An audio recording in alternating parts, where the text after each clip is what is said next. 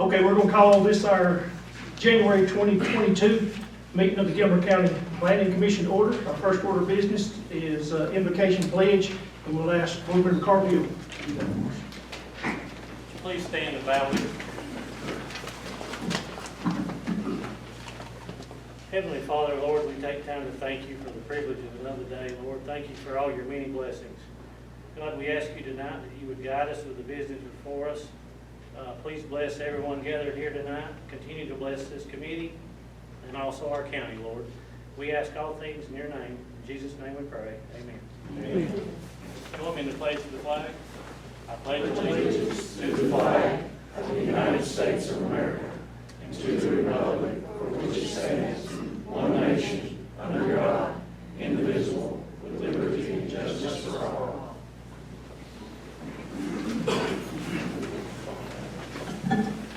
For the benefit of those who've never been to one of our meetings, we have variances. In the case of variances, we make the final decision. In the zoning changes, we make a recommendation only, and the Board of Commissioners, they have the final say. When the application comes up that you're interested in and you wish to speak, we ask you to step to the microphone and state your name and speak either to the liabilities or the merits of the case. Please don't get off into the weeds. Make it direct and about the application.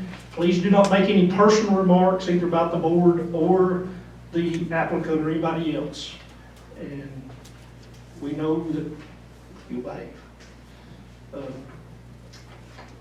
Our first order of business is to approve the minutes from last month. You'll look those over.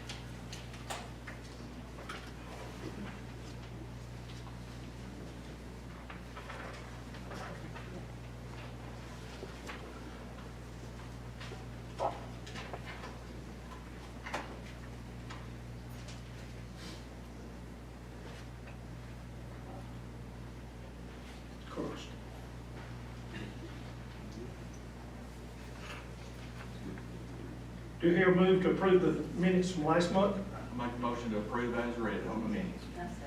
Moving second to approve the minutes from December 2021. All in favor? Aye. All opposed? That carries. Next, is there any additions or deletions to the agenda? Since there are no changes to the agenda, do I hear a move to approve tonight's agenda? I move that we approve tonight's agenda. I'll say. Moving second to approve tonight's agenda. All in favor? Aye. All opposed? And that carries. Under new business, our first consideration of land use change of variance request. The applicant name is Francisco Mariscal. I hope I pronounced that right. The owner name is Francisco Mariscal and Esmeralda Guzman. Owner address is 90 Mango Lane, LJ Georgia 0540. Proper location is the same. Map and parcel number 3138D-039. Size of the property is 1.11 acres. Current land use classification is R2 residential high density. Proposed use of property, construction of a new residence. Variance requested is a 30-foot variance to the 35-foot front setback. We're from Karen Henson, our land development officer. Thank you, Chairman. This application is, was put in place by the builder because we had requested a setback verification, and when that setback verification came through, the builder measured from the center of the road in for the front setback instead of from where the property line is. and so built it thinking that, that he was not in the setbacks. When the setback verification form was done, it was found to be in the setbacks, and if you'll look at the drawing that was submitted, it shows a set of steps inside the 5 feet. Those, if approved, those will be moved to the interior of the home, and which is still a convenient way to go in and out of the house instead of being there. They'll move them around to the other side of that little L shape. All the letters were sent out, and I did not receive any calls, questions, or emails with regard to this request.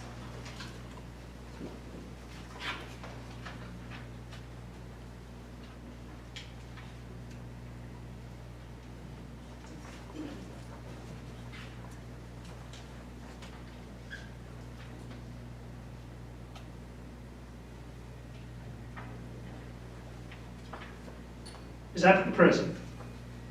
Would you like to speak? No, sir. Anybody else wishing to speak either in favor of or opposition to this application?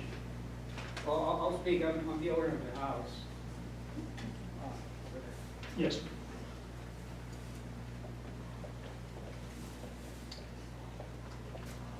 I appreciate your time.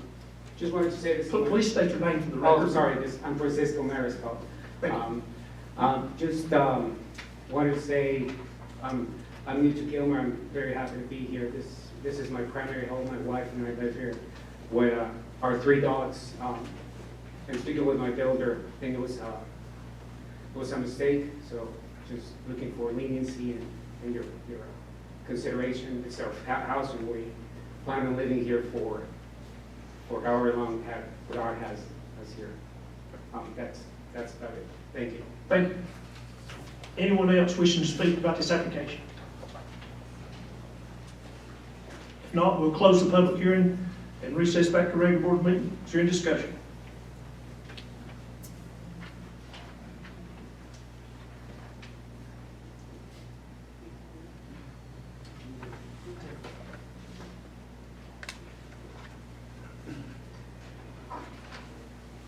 If there's no discussion, I'll entertain a motion. Second. Moving second to approve this application. All in favor? Aye. All opposed? That carries.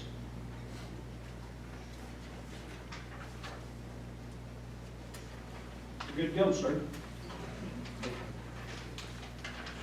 Our second consideration application to amend the Gilmer County Land Use Ordinance, a rezoning request. Applicant name is Cecil Townley.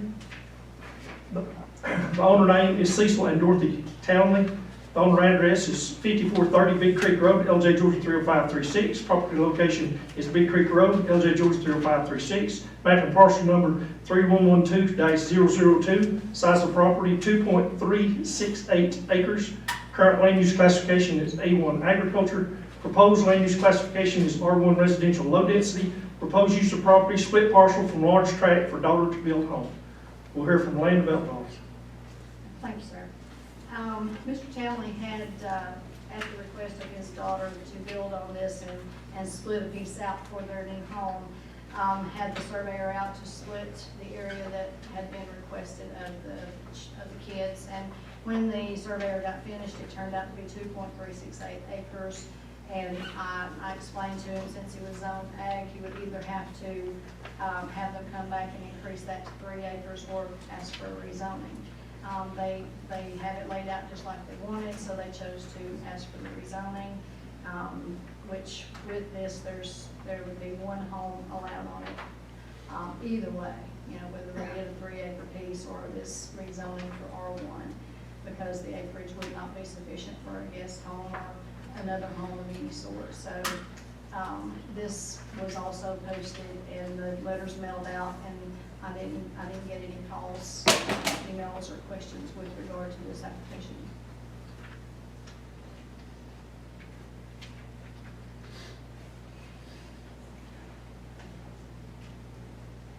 Is applicant present?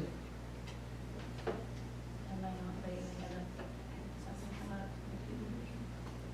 Anyone else wishing to speak either in favor of or opposition to this application? If not, we'll close the public hearing, recess back to regular board meeting. Is there any discussion? Any questions or care?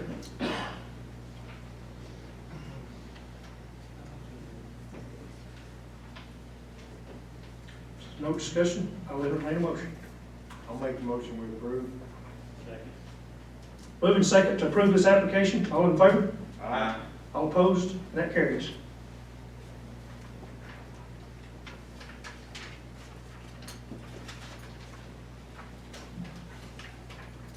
Our third consideration application to amend the Gilmer County Land Use Ordinance, a rezoning request. Applicant name is Lamar Walker. The owner name is the same. Owner address is 85 Walker Valley Lane, LJ, Georgia 30540.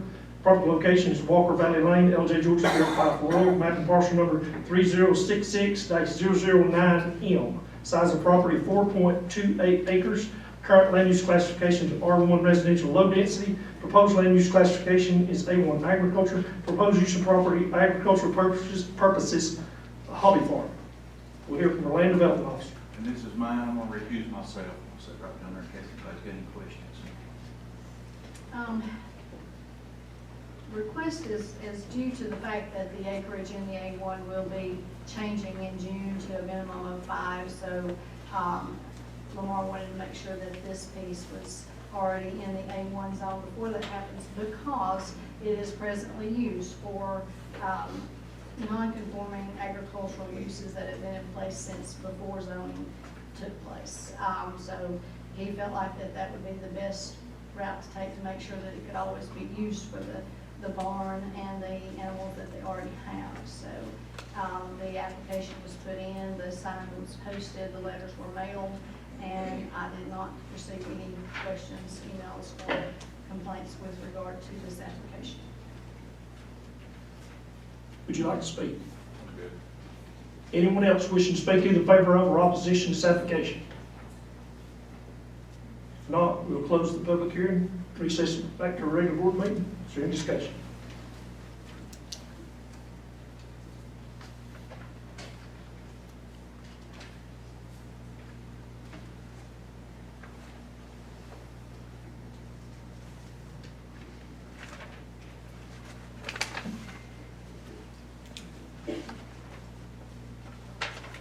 Not, I'll entertain a motion. I move that we approve this application as read. Moving second to approve this application. All in favor? Aye. All opposed? And that carries.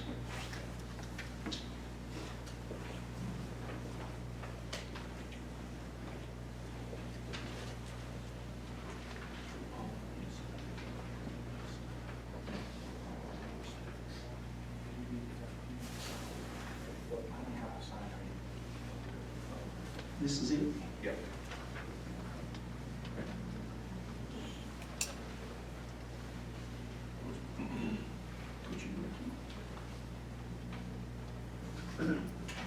Our fourth consideration of application to amend the Gilmer County Land Use Ordinance, a rezoning request. Applicant name is Jason and Leslie Profit.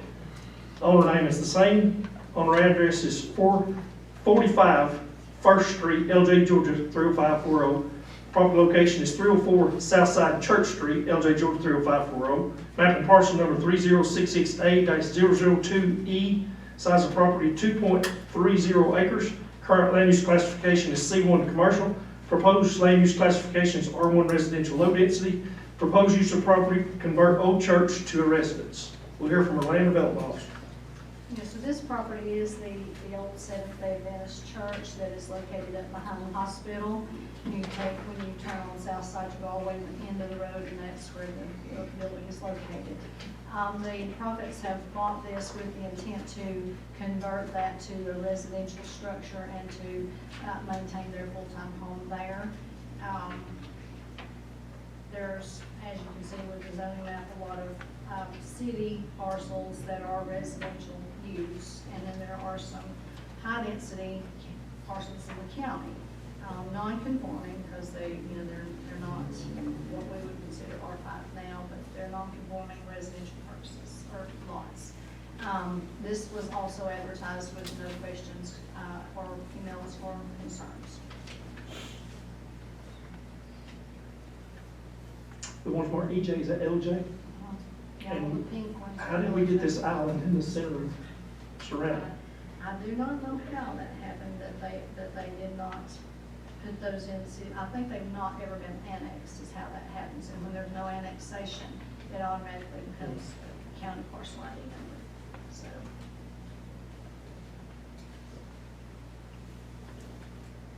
Is applicant present? Would you like to speak? Not unless you have any questions. I'll speak.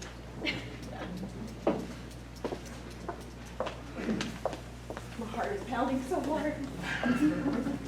Don't be nervous, it's all right. It's okay.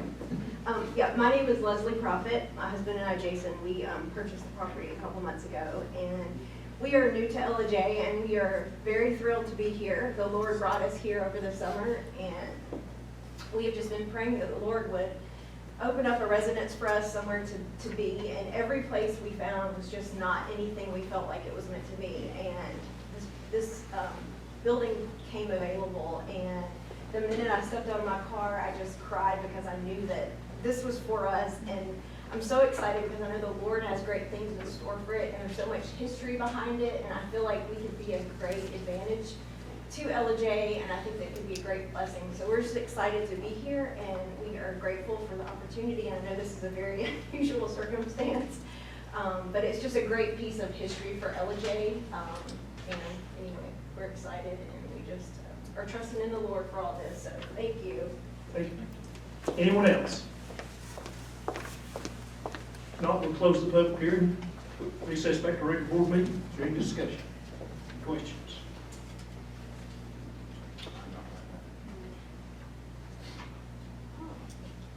Looks like a good meeting. No discussion? I'll entertain a motion. I'll make a motion to approve as read. Moving to second to approve this application. All in favor? Aye. All opposed? That carries.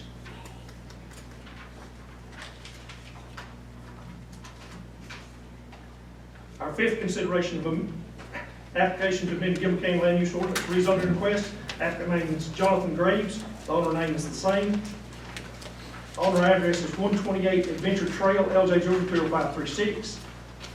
Property location is the same. Map and parcel number 3098C-047. Size of property is 6 acres. Currently, land use classification is R1 residential low density. Proposed land use classification is A1 agriculture. Proposed use of property, hobby, livestock, farm, and residence. We'll hear from our land development officer. Thanks, sir. Mr. Graves had sent in his application to me, and I processed it. We advertised the rezoning request. This property does lie between two roads, and the advertisement was placed on the road as addressed. The application indicates that they want to have a greenhouse, some chickens, and not sure if they plan to put any large animals on it. It used to years ago have cattle on it, but they want to have an agricultural hobby farm use as well as a full-time residence located on the property.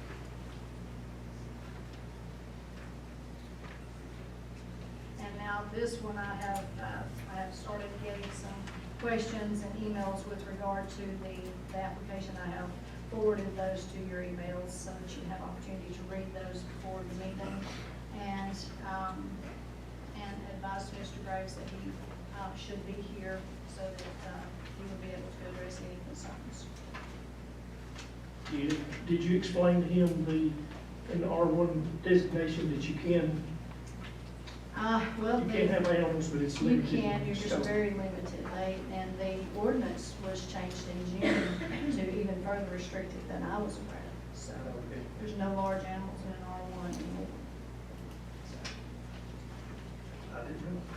No, I just found that. But with 6 today. acres, you still have Yeah, more you flexibility. can do, the chickens, a few of those, I think 6, and then you can have like some goats or small animals. 6 per acre. I don't know if it says that, or if it's just plain old 6.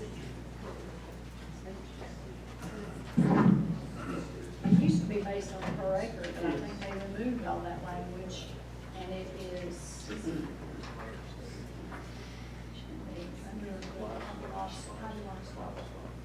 Yeah, definition. And that is is that is what is allowed within the R1 zone when you want to have animals. No, that's not the right one. Let me see if I've got the newest one here. She's in version 9, which is what I have. Let's see. Is this? Please bear with us just a minute.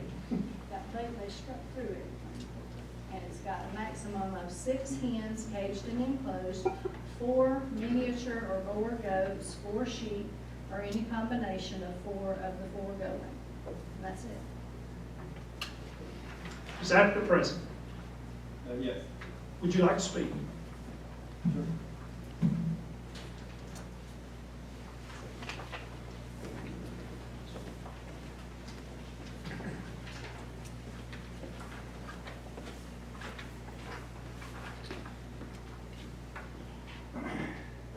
My name is Jonathan Graves. Say. The application, accurate, so far as what Karen mentioned. I believe what you told me in the past was, on a residential, you could do 20 chickens. I believe that's what you told me. I don't know if That that's. is what it was. That's what it was. That's what it Okay. was, and then the latest version of that is what's in the actual ordinance today. They changed it in June of last year, and I was unaware that that language had been struck, and it had been struck, and I just did not see that.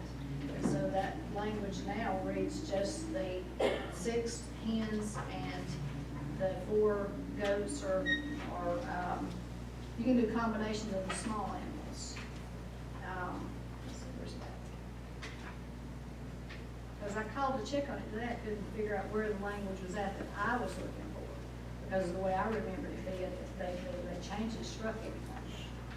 And it's 4 miniature goats, 4 sheep, or combination of the 4 goats. So you Okay. do 4 sheep and goats, and then the chickens.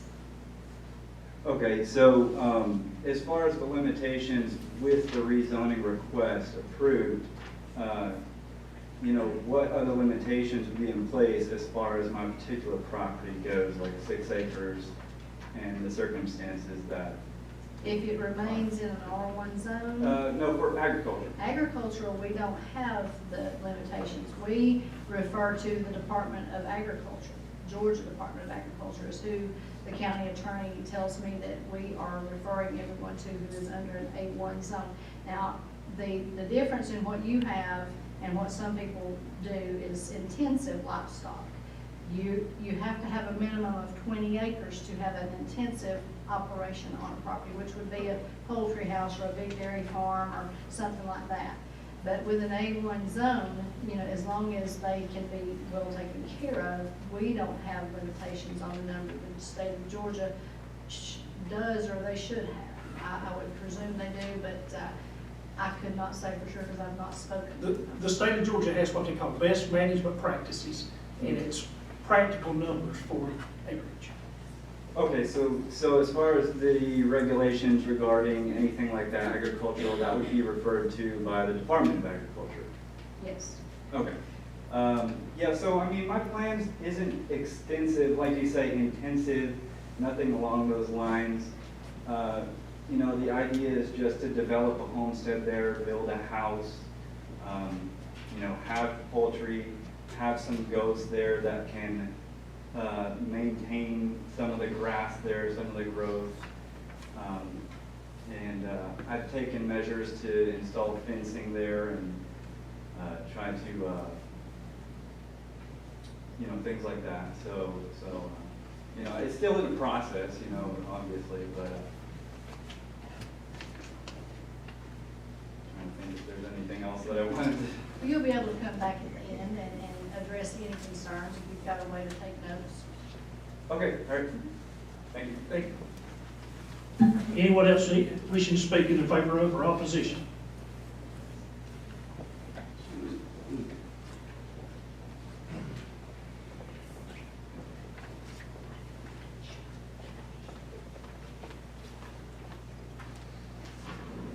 Hi, my name is Melinda Chambers, My husband and I both have lived here for over 20 years, and we've actually lived on the property that we're at now all this time. We own 3 parcels of property, one of which butts up to the back of the said property that we're talking about now. I'd like to start out by reading the letter of intent on this application. To whom it may concern, reclassification of the property is being sought after for its prospective agricultural use. Potential usage may include cultivation and pasture areas for grazing livestock. Currently, the infrastructure of commerce has shown many signs of instability with regards to supply chains and monetary policies. With that in consideration, a stronger and more suitable community can be seen through agricultural activities on a local level. One thing that makes Gilmer County so great is that people understand the importance and value of preserving agricultural properties and operations. This is why I am writing this letter of intent to identify the proper classifications for the property, which will facilitate a more suitable structure for doing business without erroneous restrictions. While I strongly agree that the people of Gilmer County do understand the importance and value of preserving agricultural properties and operations. The problem is the property we're talking about is not an agricultural property. It is a residential property. And the zoning, I feel, was not made by mistake in classifying this parcel with erroneous restrictions. As you can see, I've kind of got this right here. All the yellow is residential.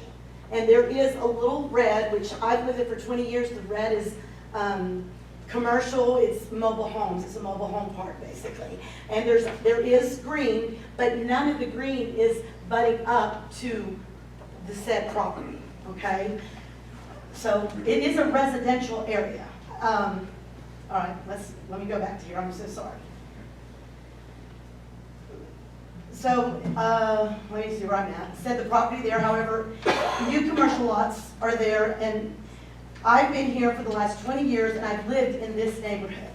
We haven't had to worry about farm animals or machinery shops or long, tall towers. There's many things that fall under the A1 agriculture. Even if somebody has an intention to have a hobby farm, if somebody sells that property and it's already zoned agriculture, somebody can do what's already allowed or permitted on an A1 property.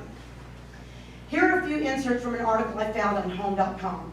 Agricultural or ag zoning refers to designations made by local jurisdictions that are intended to protect farmland and farming activities from incompatible non-farm usage, usually designated as A1 land or zoning. The purpose of zoning is to conserve and protect open land uses, foster orderly growth in rural areas, and prevent urban agricultural land use and conflicts. A farm or farming operation shall not be found to be a public or private nuisance. I would like to say for the record that I feel rezoning this piece of property to agricultural will be a public nuisance for those homeowners that have purchased their homes in a residential R1 zoned area, not near an agricultural property with a farm or a hobby farm on it. There would not be any conflicts if this property zone was still continue to be zoned as residential. There are absolutely no A1 properties connected to this property. It is basically in the middle of residential area with the exception of a few commercial properties, which I mentioned earlier, almost done.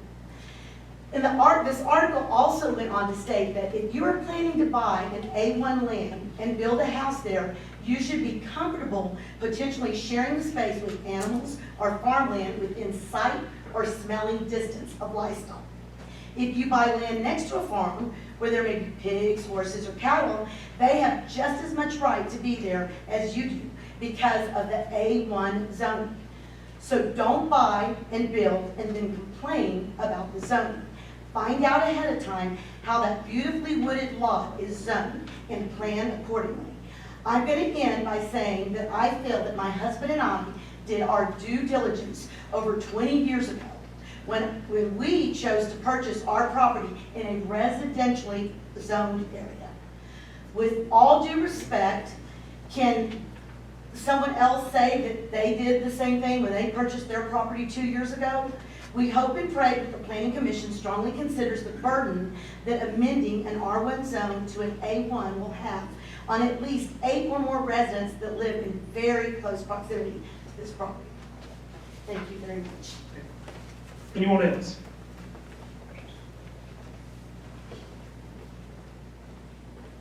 Hi, my name is Kimberly Reckless. I've not met Mr. Graves, but I certainly respect his intentions. It's always funny to hear people get up here and complain about things going to Ag 1, when that's what I'm trying to work for every day. Everything, I'd like everything to be Ag 1 if I could. Gilmer County is historically an agricultural area, and we certainly should continue to make room for agricultural property owners. Where I do sympathize with the property owner adjoining Mr. Graves' property, I can see looking across Carter County, this is from information from Q Public, there's approximately 47 acres owned by Dixie Smith that is agriculturally zoned. There is another 14.27 acres owned by the Community Bank of Pickens County that appears to have chicken houses on it already. That's within a quarter mile of this property. I imagine if you're getting a whiff of anything, you're getting it already if you're living over there. I'm just speaking as a citizen in support of another citizen who's wishing to use his property in a way to sustain, provide for his family. Thank you.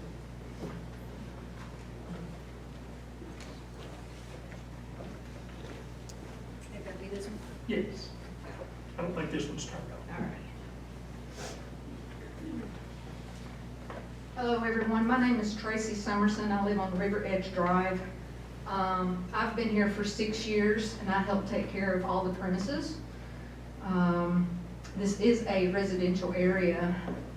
So my question is, or not my question, my statement, I guess, is on his application, question number 1, he states that multiple properties in close proximity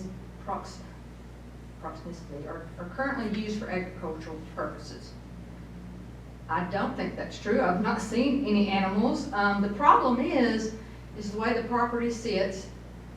Everything comes down when it rains, and it comes down onto the road, goes across the road into the creek, which goes into the pond, which we have fish, which then goes into the lower Carter River. So I don't think that this is a good idea. As far as my opinion is having the animals and all that runoff come into the water streams and affect the Carter River. A lot of people fish there. We fish in our pond. We have a lot of family and children that come there. I don't agree with this particular situation. So also.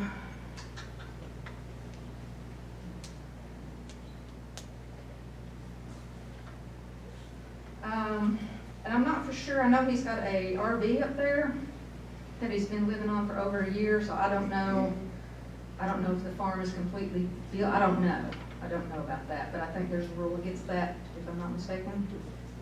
And I could be wrong, I haven't been up there, but my concern is just the runoff of everything that goes into the creek, the pond, and then to our lovely Carter River, which gets a lot of attention from the public from Gilmer County and outside Gilmer County. That is all I have to say. Thank you. Anyone else? Go ahead.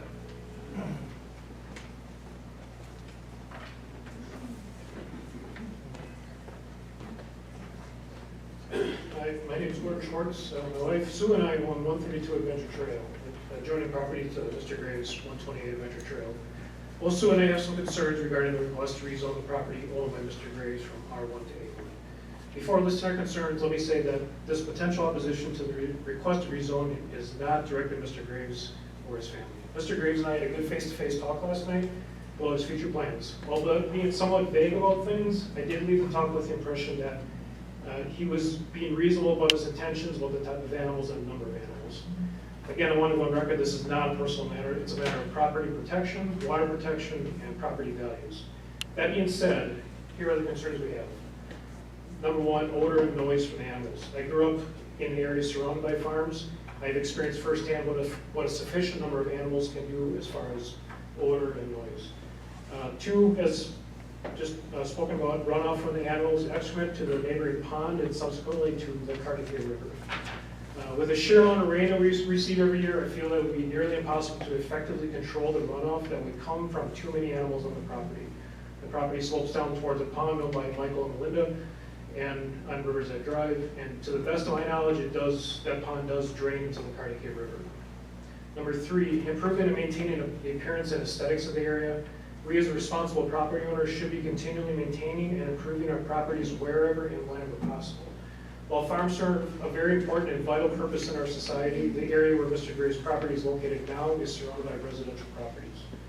And then finally, lower property values. Selling our property in the future could prove more difficult or could command a lower price if Mr. Gray's property is allowed to hold an excessive number of animals.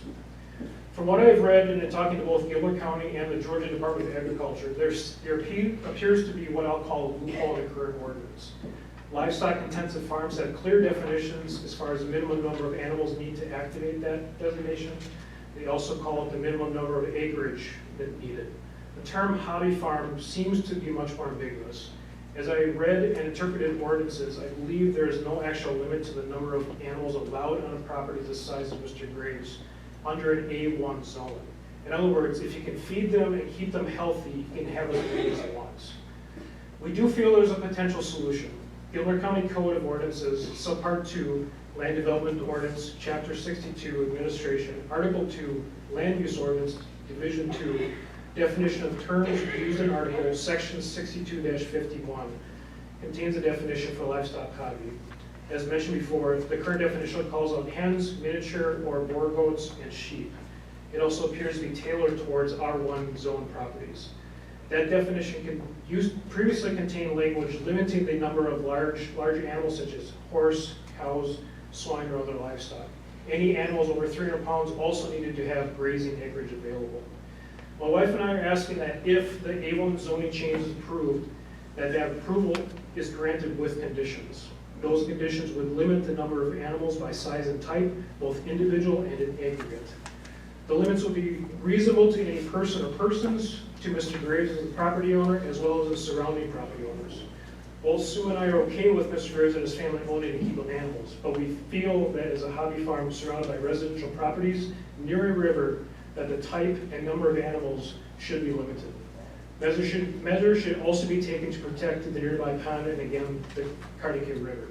Anything short of that compromise, my wife and I will have to say no to the zoning change. Finally, I want to reiterate, this is not about Mr. Graves and his family personally. This is about the property in question. At some point, Mr. Graves may decide to sell the property. While I understand and appreciate his intentions for the property, I don't know the intentions of the next owner.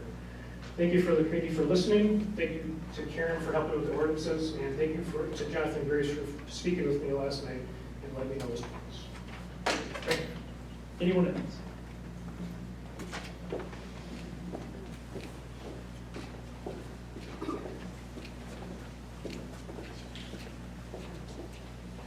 Mr. Graves, I've not had the opportunity to meet you. My name is Louis Salinas. I live on River Edge Drive. I look forward to meeting you in the future. But I've been in the house for 15 years. I purchased the house less than 30 days ago. And I found out about this yesterday. Called my realtor this morning from Palmer Associates of Atlanta just to ask, hypothetically. And without a doubt, she said that it could affect the value of the property and also make it challenging to resell the property. In a nutshell, they're the concerns. We live in a residential area. It's not, it's not a farmhouse area. It's not a chicken coop area. It's the residential area. We've all been there for years and years. So, I applaud you for what you're doing. I think it's admirable. I really do. But on the level of, residential, not agriculture. Thank you for your time. Thank you. Anyone else? Mr. Graves, would you like to make a rebuttal? I would. Nothing against you, Mr. Grace. Nothing against you.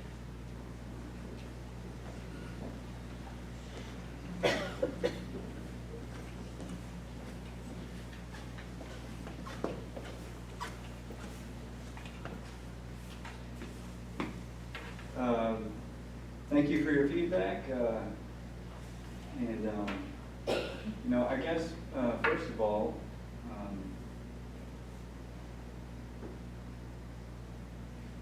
when you go down Lower Cartagay towards Adventure Trail, is there not a many cows there that are grazing that has a runoff pond in which that creek does make its way down to the river? Is that true? I've never seen the cows. Well, at least make remarks to us. Make remarks to us. Oh, yeah, sorry about that. So, on Lower Cartagay, there's a large amount of cows. I don't know, I haven't counted, but they are there. And there is a pond there, which they do use to, you know, the cows go in the pond, or it's a hot day or whatnot. And that does run off down a creek, down River Edge Drive, to the Cartagay River. Now, I don't know how long that's existed there, and, you know, as far as what the impact is of organic material from livestock to the river, I'll admit I'm not as aware as maybe I should be on how that works. But I'm all for learning more, right, as I go. So this is what I'm doing. I'm trying to learn more. I'm trying to grow into the process, and that's the idea. So,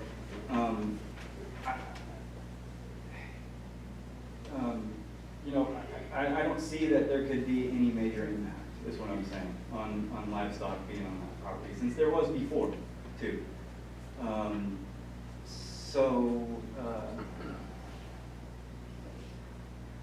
You know, that's, I guess that's one point. The thing about the values of the real estate, I don't know how you substantiate that kind of a claim. That seems more of something that you may assume is something bad, but it's based on information that you don't have, because I haven't done anything yet as far as I go. So, you know, so I mean, you can read an article about anything for favor of anything, but, you know, my letter of intent was written by me, you know, and so I meant what I said, and my intentions, I think, are pretty clear. I mean, it is not an intensive livestock operation. My intention is not with doing it, okay? But I think having more than 6 chickens should be allowed on that type of acreage, 6 acres. You know, this is a county that does focus a lot of its revenue, a lot of everything that happens here on agricultural activities. We're surrounded by it everywhere we go in this county. I'm sure everybody would agree with that. You know, I guess that's where I'm at. Can I ask you how long you've owned this property? I purchased it last September, 2019, 2020. And this was your intention when you purchased it? Well, yeah. Thank you. Thanks.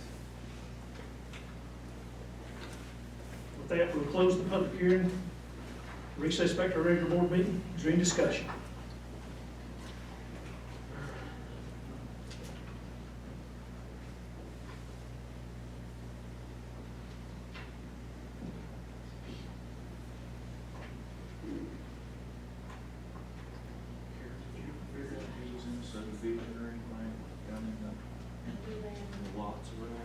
Yeah, other than it was subdivided years ago.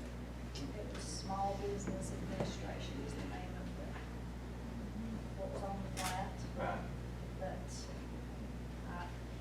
to today's standard, I wouldn't call it a subdivision, but it was divided, the property, the big farm was divided into multiple lots. Way back, probably in the late 70s, early 80s. And this is the original lot in that division. It's not been a combination, it's always been 6 acres.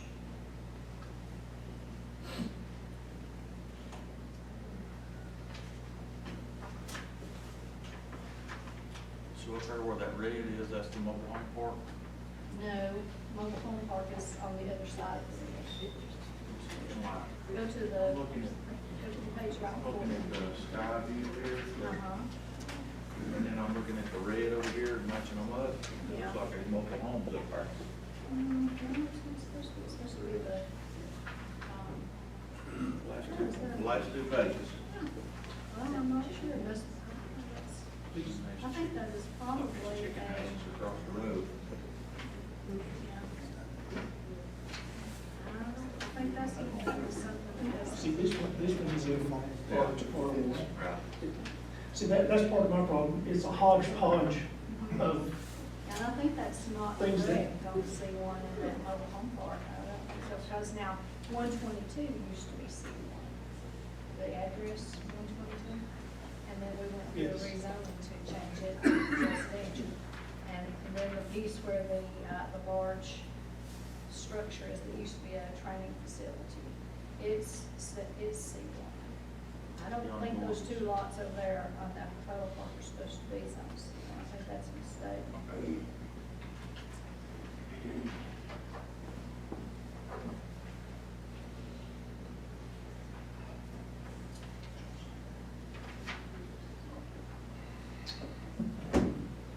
I'm sympathetic to what Mr. Graves is trying to do, but he stated that he bought it with the intention of doing agricultural type of activity, but the proper way to do it is get it rezoned the way you want it before you purchase it, due diligence.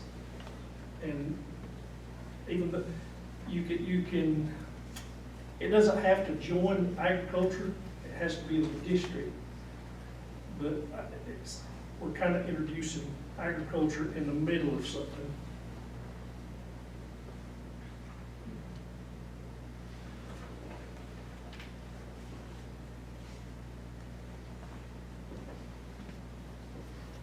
It will be one split up. It was a dairy farm back in the day that was split. Jerry Hensley at one time.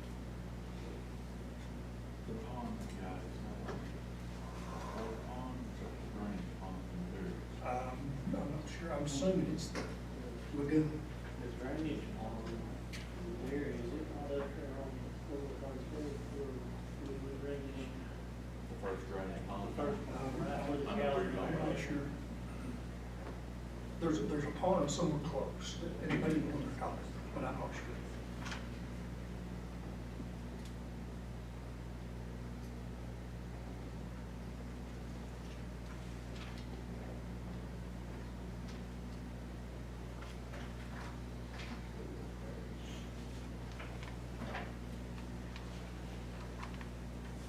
Have to agree, it's too, we can put some agriculture right there in the middle.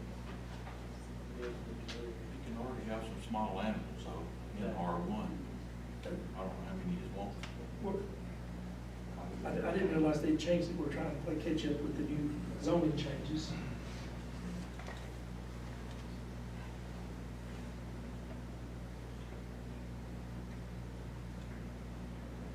Cow, horse, maybe large, not large. Anything over 300 Over 300. We're counting too.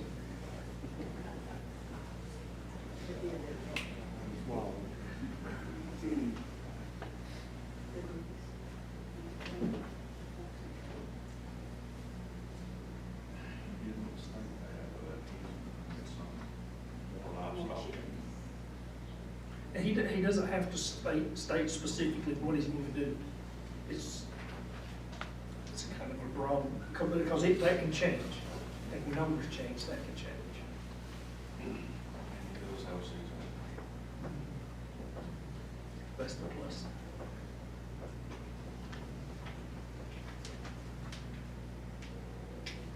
Well, if you put conditions, you still right here.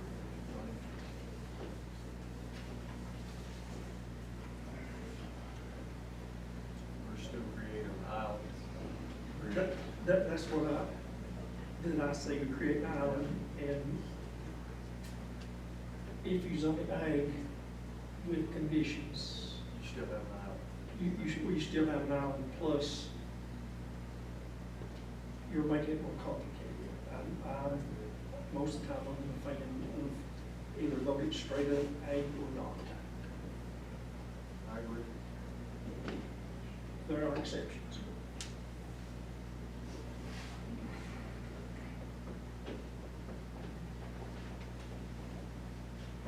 Any more thoughts, discussions?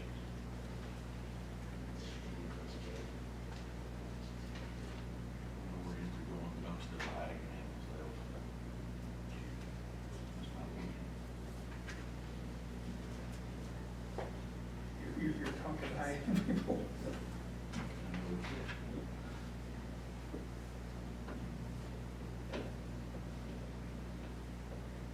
There's no further discussion, questions? Do I hear a motion?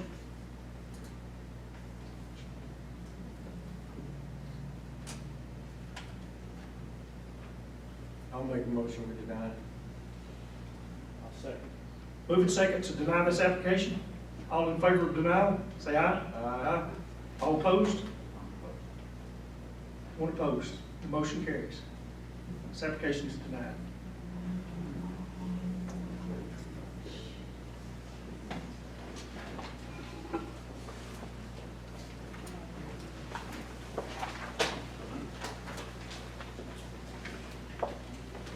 Our sixth consideration of application of amended Gilmer County Land Use Ordinance rezoning request. Applicant name is B.J. Reese. Owner name is Boyd Jackson Reese Revocable Trust. Owner address is 26 Rackley Road, LJ, Georgia 30536.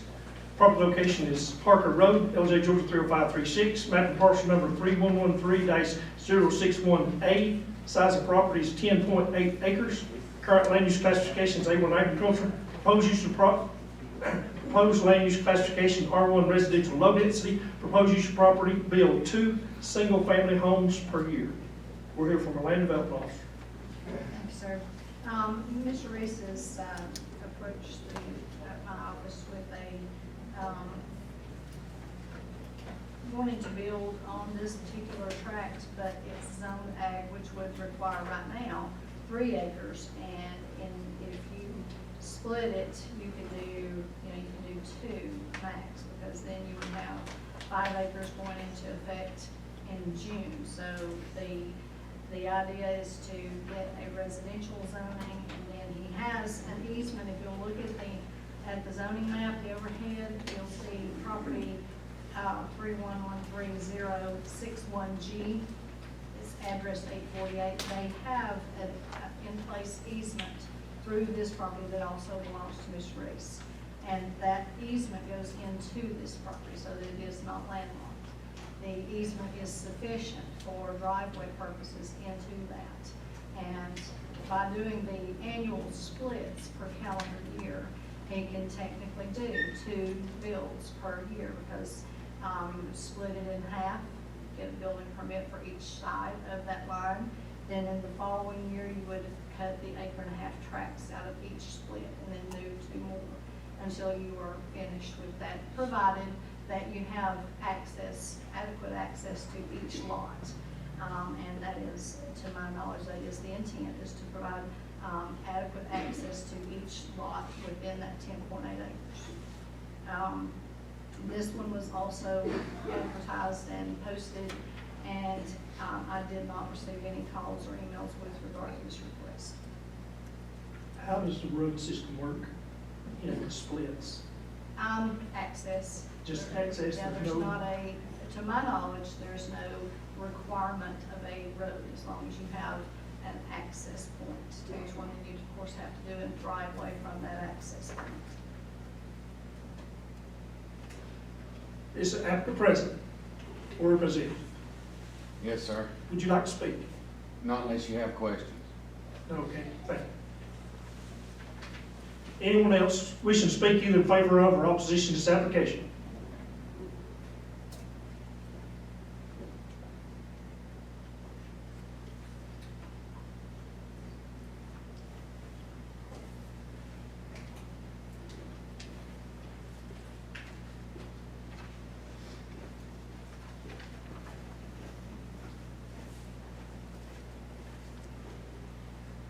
My comment is, again, Kimberly Reckless. My comment is the inverse of my last one. So now we have an issue where we have agricultural land where you want to introduce residential.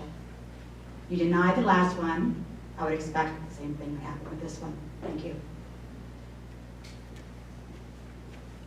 Anyone else? Would you like to make a rebuttal, John?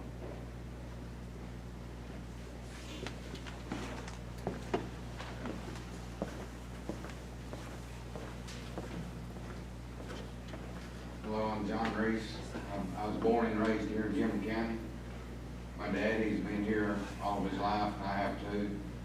And this is totally different from the last situation. All the neighbors has agreed to what my dad's wanting to do. And one of the greatest commandments in the Bible is love thy neighbor. And we're not doing anything. We got permission from all the neighbors. They're okay with doing what we're doing. So we're not affecting any of our neighbors. And if y'all have any questions. How big a right of way y'all got through there? Is it 40. 50 or 40? Okay. Yeah. So it's big enough what it's supposed to do? Yes, sir. Okay. Thank you. With that, we'll close the public hearing. Is there any discussion?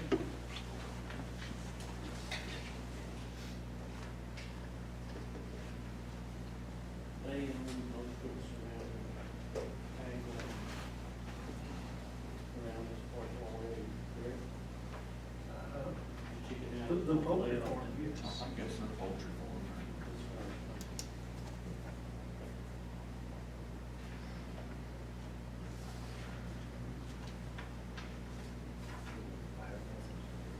You're introducing residential next to a poultry farm, and they know ahead of time there's a poultry farm there before they purchase. Proves that. Them boys on it.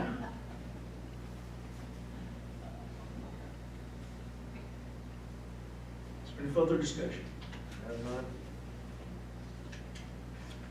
I'll entertain a motion. I'll second.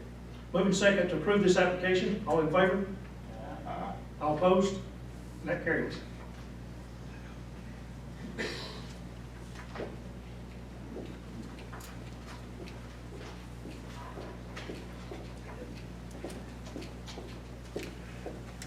Our seventh consideration of application amendment Gilmer County Land Use Ordinance, rezoning request. Applicant name is Winona Watkins Dupree. The owner name is the same. Owner address is 149 Laurel Ridge Drive, Cherokee, Georgia 30522. Property location is the same. Map and parcel number 3118-018. Size of property is 1.64 acre portion of 22.64 acres. Current land use classification is A1 agriculture. Proposed land use classification is R1 residential low density. Proposed use of property, sell portion of property to adjacent owner. We're here from the Land Development Officer. Thank you, sir. If y'all will look at the overhead map with me and notice at the right bottom of the property, you'll see number 115 that is on Laurel Ridge Way, which is that loop off of that road. The owners of 115 mistakenly cut a bunch of trees on Miss Dupree's property to make a view for their property, thinking that it was on their property. And when she was made aware of the fact that the trees and stuff had been cut on her property, she approached the folks that live at 115, and they, I believe, of course, wanted to buy that because they had the impression that it was theirs anyway. So she has made arrangements to sell that to them, but she only wanted to sell them what was damaged. And so when Wayne Bishop did the survey, it turned out to be 1.64 acres, and that was all that she would make arrangements to sell to them. This property's also been posted, and I had a couple of calls, just wanting to know what was going on with it, and I think most of the people in the area were familiar, so there was no complaints or opposition via phone or email to this request. They plan on combining it with 115? No, they can't. That's the reason they had to have over 1.5 acres, because 115 is in a subdivision. So it had to be enough, had to be big enough to stand alone. But, and fortunately, it was, when they did the survey to see how much of it had been cut. It was big enough to stand alone, and it will have to stand alone. Is that the president? Would you like to speak? Not really. Okay. Anyone else wishing to speak either in favor of or opposition to this application? If not, we'll close the public hearing, recess back to our regular board meeting. Is there any discussion? Yes. That's a pretty big boo-boo. Over 1 acre. Been there, done. Confession is good for the soul. I'll entertain a motion. Make a motion to approve as read. I'll second. Moving second to approve this application. All in favor? Aye. All opposed? That carries. Mr. Chairman, I'm going to go ahead and excuse myself in the next request. I'll be presenting.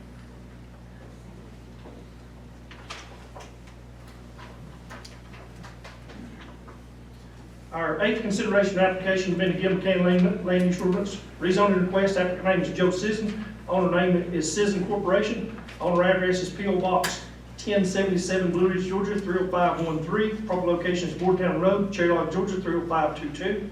Map and parcel number 3090-020. Size of property is 66.37 acres. Current land use classification is A1 agriculture. Proposed land use classification is R1 residential low density. Proposed use of property, single family home subdivision. We'll hear from the land development officer. Thank you, sir. This property is, if you'll look at your overhead or zoning map, either one, it is at the intersection of White Path Road and Boardtown, and also at the intersection of Boardtown and South Lucius Road, with the majority of it facing Boardtown Road. And so the intent is to create 1.5 acre tract subdivision.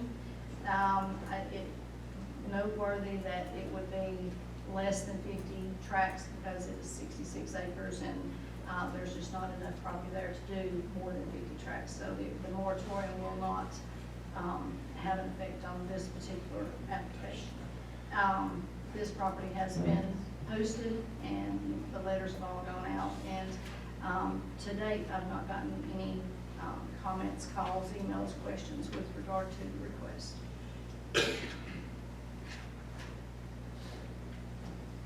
Would you like to speak? Yes.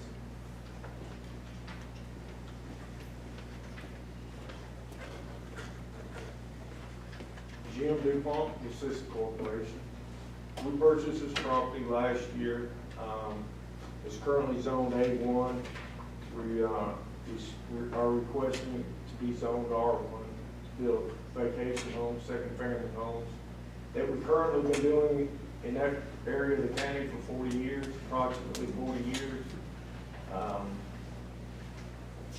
As far as ingress and egress into the property, we have several options available. We would have Boardtown Road, South Lucius Road, Goose Island Road, and possibly White Path Road.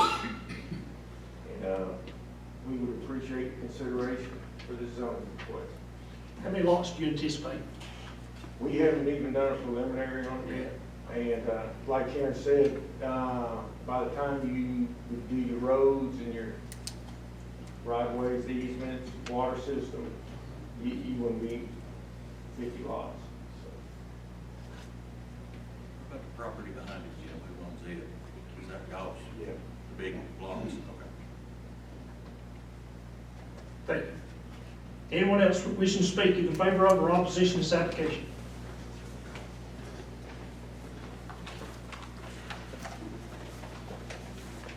I'm Robert Mobley. I own acreage next to this. My main concern is the increased traffic on South Lucius Road. If they're gonna have egress from South Lucius, which is a gravel dirt road with now approximately 5 families on it, how much more traffic is going to be in that area? And secondly, just like you said, they bought it a year ago knowing that it was zoned agriculture. So they bought it with the knowledge that they were going to want to have it rezoned. There's as Gilmer County is going, we have an awful lot of new houses built with people. Traffic is getting much heavier, and we're turning it into the suburban for Atlanta. It's not a small town anymore. So I think that's a consideration. I think, though, that everybody who buys land should have a right to do what they want to do with it. But the consideration for the whole, I guess, county and Cherry Log in general, I think was going to increase the traffic. Thank you. Thank you.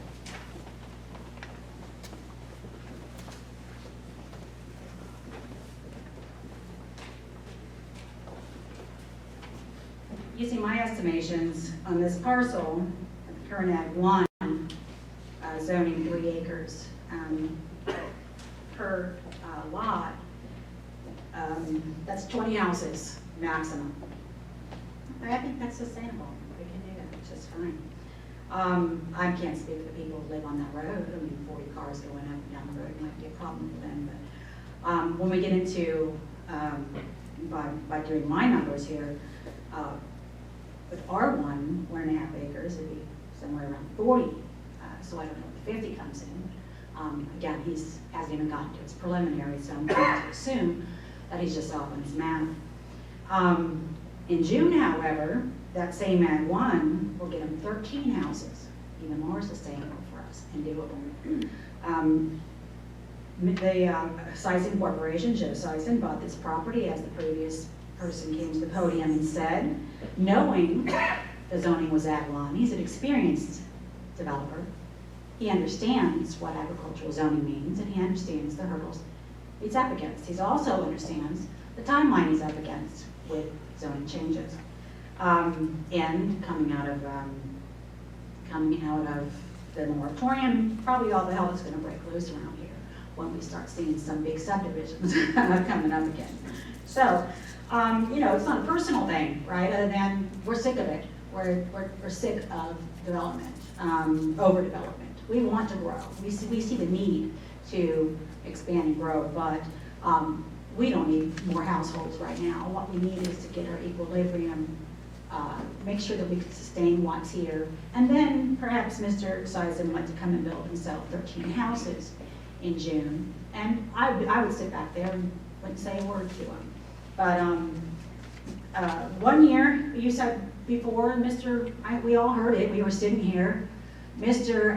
Graves, I think his name was, said, Mr. Mooney asked him specifically, did you know what you were going to do with that land when you bought it? And that became a point in making your decision about how you were going to address the rezoning of that property, the way he was going to use that land. And I would certainly hope that you would apply that same logic to Mr. Sison and his application. Thank you.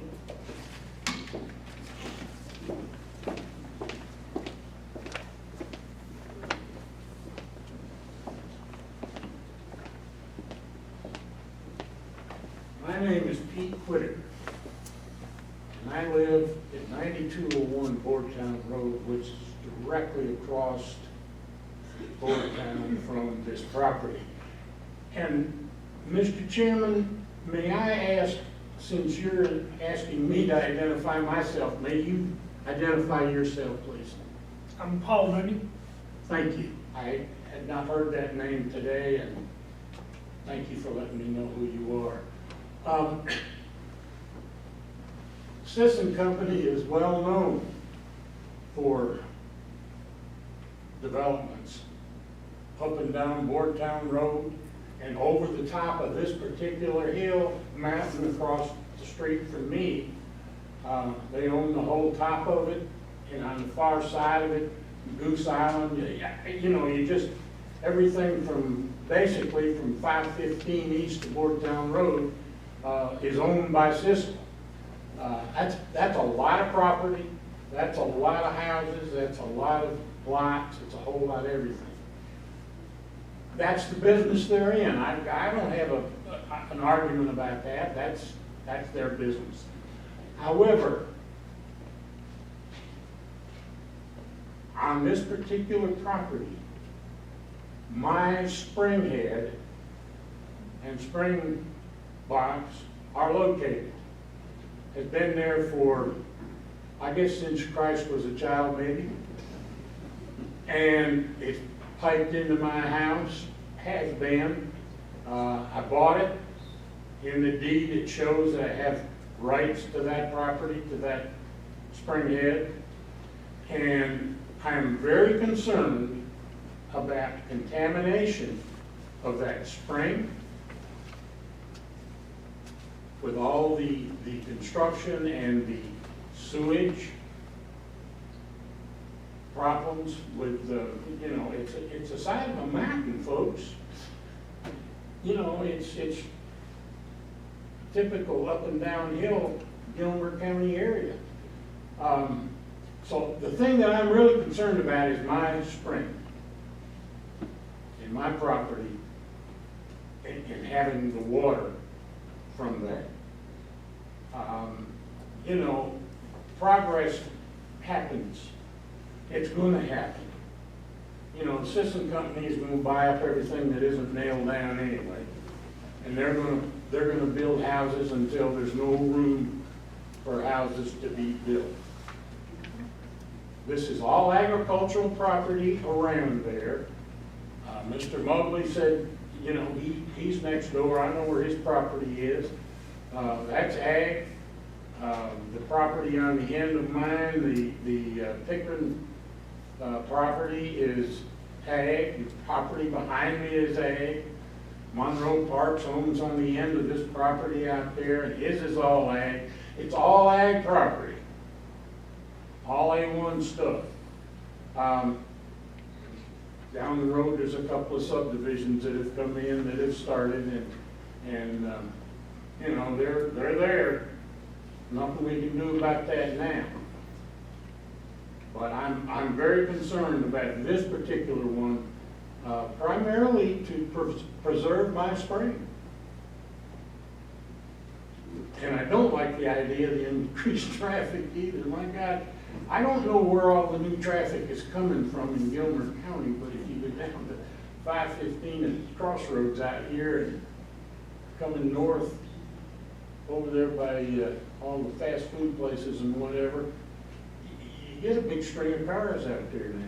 515 has gotten really busy, and so has Boardtown Road. We've lived here for 22 years in this particular, and we bought it knowing what the zoning was at that time. And we expected it to stay that way. And I expect the property around it to stay that way. So, okay, I've said what I need to say. I'm concerned about my spring, folks. I love water. Thank you. It's almost like we can't live without it. Almost. Mr. Chair, ladies and gentlemen of the commission, staff, constituency, my name is Tom Watley. And, you know, I heard something from the dais with regard to Mr. Graves, and I think this would apply here. Mr. Graves, and I heard it, I'm not sure who said it, whether it was the chair or somebody on the commission, that he should have considered that change before he bought the property. And I'm paraphrasing, I think it came out that way, or he should have tried to get the change before he bought his property, even knowing what his intent was. I would submit that this may be applied here as well. So far, you've not had one person come up in favor of this. Everybody that has talked to the dais has been not in favor of it. And putting aside that he is a commissioner and he did recuse himself and stand down while this is going on, shouldn't make any difference what his position is up on the dais. And I hope that that'll also be considered as well. how would you treat this if it was just a regular citizen coming up here? Because we have a regular citizen that it was flat out said, y'all said, you know, make sure, or not make sure, but at least, you know, you should have gotten the zoning request change done before you bought the property. That should apply to this gentleman here as well. Thank you, and I appreciate your time.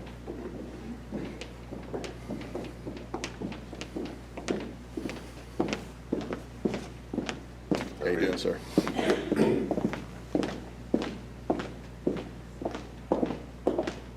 My name is Blake Hoffman. I appreciate you giving me the opportunity to speak to you.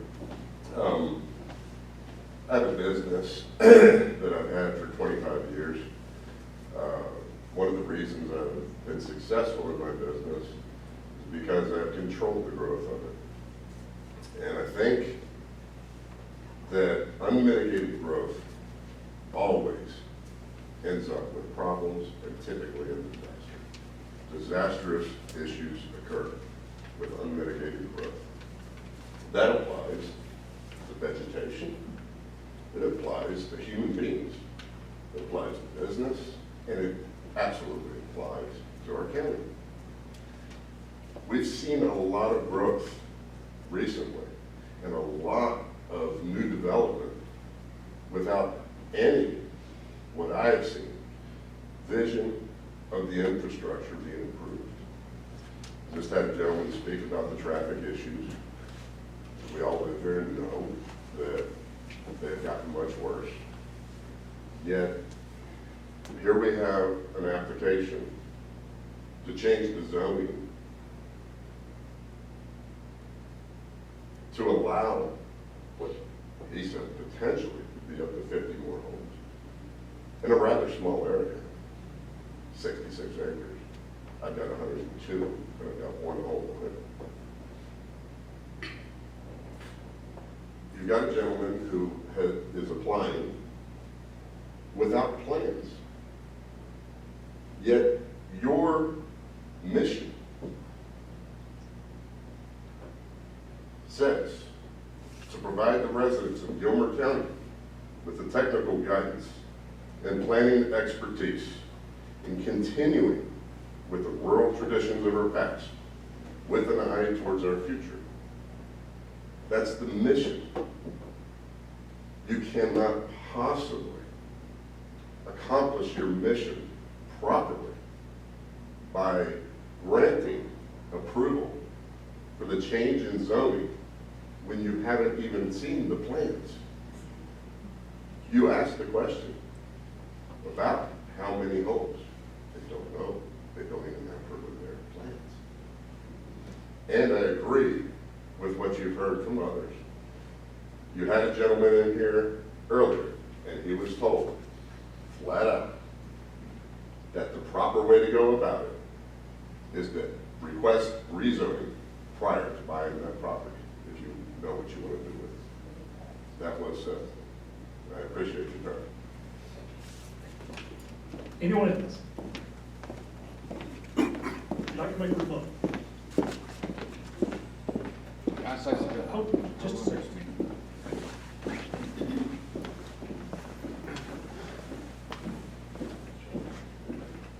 I'm John Reese from Gilmer County.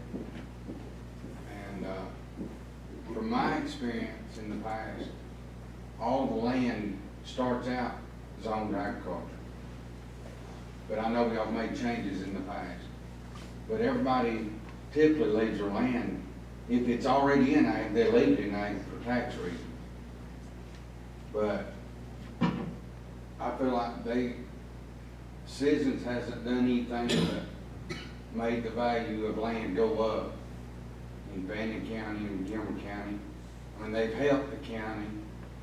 Just like me and my family, we pay taxes all of our lives. We've never missed a tax payment. And I feel like they're trying to better Gilmer County. And in my experience, like on the spring, if I've owned property with springs on it that people down the line had access to, but I still own the spring. So I've got access to that water too. So if I use all that water up, I own the spring. I've got neighbors that's got access to my spring right now. And, I mean, they've got access to use it, but I still own the spring. And, so, I'm not seeing them do anything to devalue land. Everybody keeps going back to the other situation. Well, that other situation was residential lots all the way around it. Then here they are. I make my living farming. I'm a farmer. I think that's what's brought people to Gilmer County, is right up over town, see farms on both sides of the road, right up east side. I mean, that's why people are coming, because it's pretty. So I'm not knocking farming, because that's what I do for a living. But that other situation that everybody keeps referring to, he was wanting to bring animals right in the middle of houses all the way around it. I know the land good. I know the ponds you're talking about. I know all that good. But the other situation was different, because he was wanting to bring animals right in the middle of those houses. And we've always respected, even me and my son and my father, we've always respected our neighbors. Whenever we do something farming, build chicken houses or anything, we always try to do it in a place respectful of our neighbors. So, I mean, everybody keeps going back to that other situation, and that's a totally different situation. But I've never seen citizens do anything to devalue land in Gilmer County or Fannin County. If they've done anything, they've helped the county.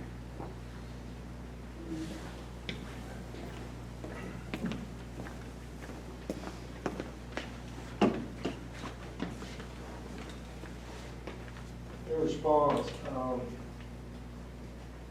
I appreciate the concerns of people who spoke. We've always had the interests of our neighbors at heart. We've always tried to accommodate any concerns that they've had in the past and going forward.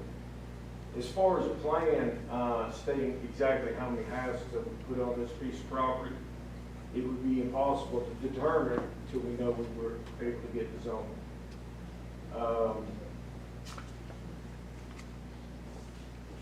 As far as property values, what tourism does to this county, you know, quoting the commissioner, it was the greatest increase in source of revenue for the county last year was tourism. And we would just be hopefully providing a little bit more of that. And that's all. And I just appreciate the request, consideration for this zoning request. That will close the public hearing. Recess back to our regular board meeting. Is there any discussion?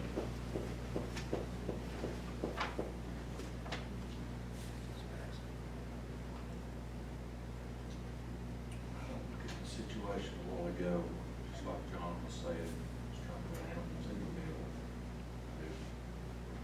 We realize that.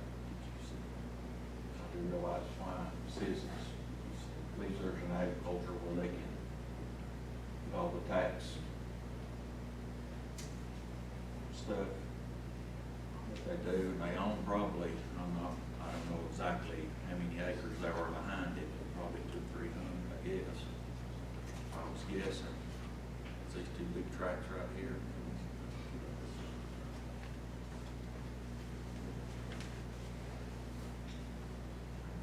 In response to what several had said about telling people to do their due diligence, like he said, it is a different situation, but that was one of the factors that weighed in my decision. It wasn't the only factor, it wasn't the main factor. There were several factors that weighed in.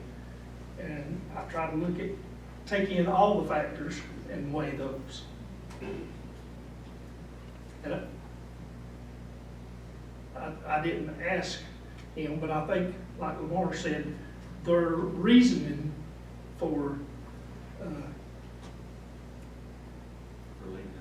leaving it agriculture, because I'm sure they didn't know what kind of timeline that it would be before they attempted to develop it.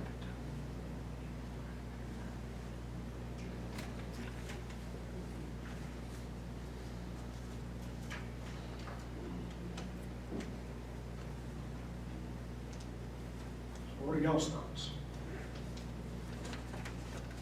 Say everything that I have dealt with over the years, that the citizens have done, they have put their water lines in, their roads, whatever the county requires. And I just think they've done a good job. They brought a lot of jobs to Gilmer County. For people who are, and families. And I know this area right here very well, and he does have access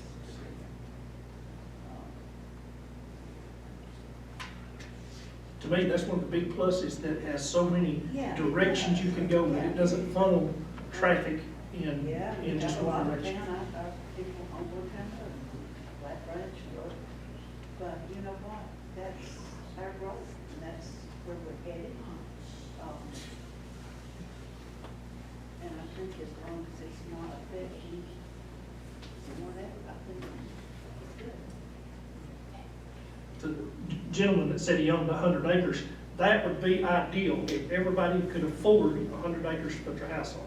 But that's not practical, and there'd be, the majority of these people in the county could not afford to live here. And I would like to see a bigger tracts as possible, but with the smaller tracts, you're putting people in homes that probably couldn't afford them if they were bigger tracts.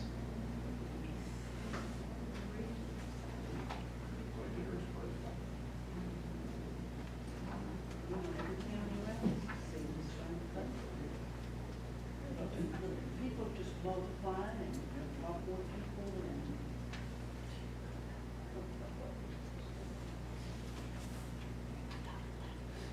And everything is a balancing act to try to,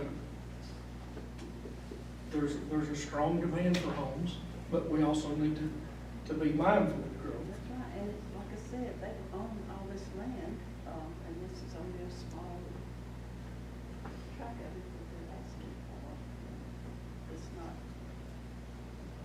it doesn't really like it, it's affecting anybody else. It's a couple that have the water, so I'm sure they'll take that into consideration of their water systems. Just one of my observations, that people, and I see the traffic, people are seeing traffic. Back when the commissioners passed a moratorium, one of the facts that jumped out at me was the 200 and, it was like 250, 260 building permits that had been issued so far in the county. In like 2006, there were over 600. So, this is my personal opinion, a lot of the traffic that people are seeing is second homes have turned into primary homes overnight because people can work remotely, and a lot of maybe rental homes have turned into full-time residents. People are spending more time in the mountains is one of the big factors, not the only factor, that we see in a lot of traffic.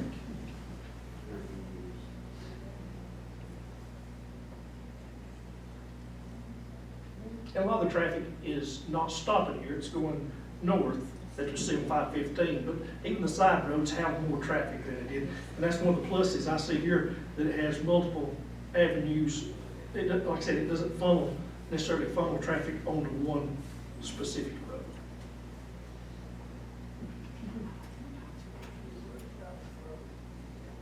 It's gonna be a dang if we do, dang if we don't. Jim's on the board with us.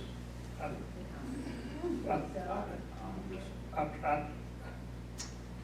try to look at it that he's anybody else. That's exactly right. Mr. Moody, Well, public comments back up, please. The public hearing's closed. Can it be open? If the board votes to open it, I might move to open. I'll second. moving second to reopen the public hearing. All in favor? Aye. All opposed? That carries. If you like to speak.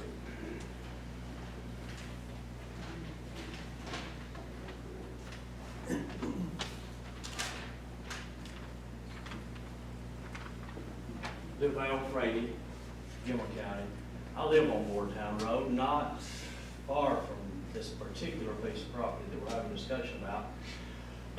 I've walked that property all my life. I played the creek right there behind your house. I've been there my entire life. We have a new neighbor on Boardtown, Leon Watkins sold his chicken farm. I stood in the road on Boardtown Road Tuesday morning and talked to him for 30 minutes.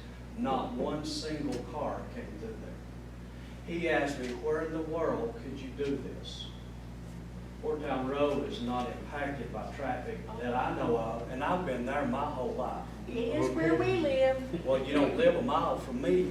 Well, darling, they turn off and go up White Path. Maybe, and I started to say, maybe they're Joel, only going please White make your remarks to us. Yes, maybe they're going to White Path. Anyway, that being said, from where I live, the traffic's not impeding.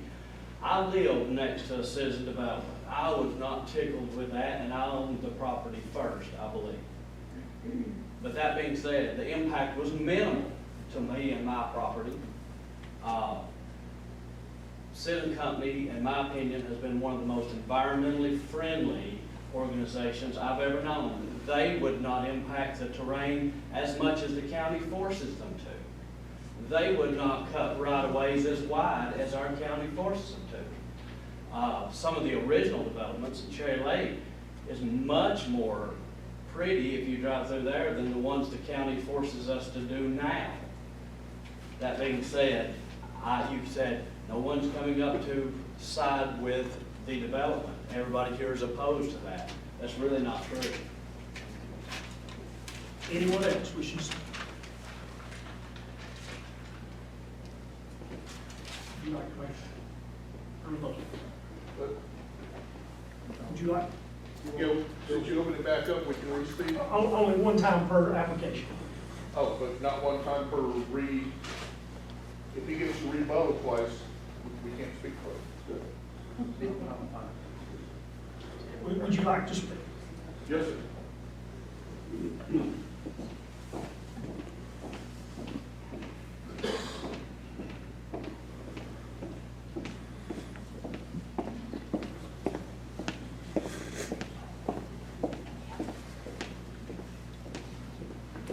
Once again, Mr. Chair, ladies and gentlemen of the dais, my name is Tom Watley, and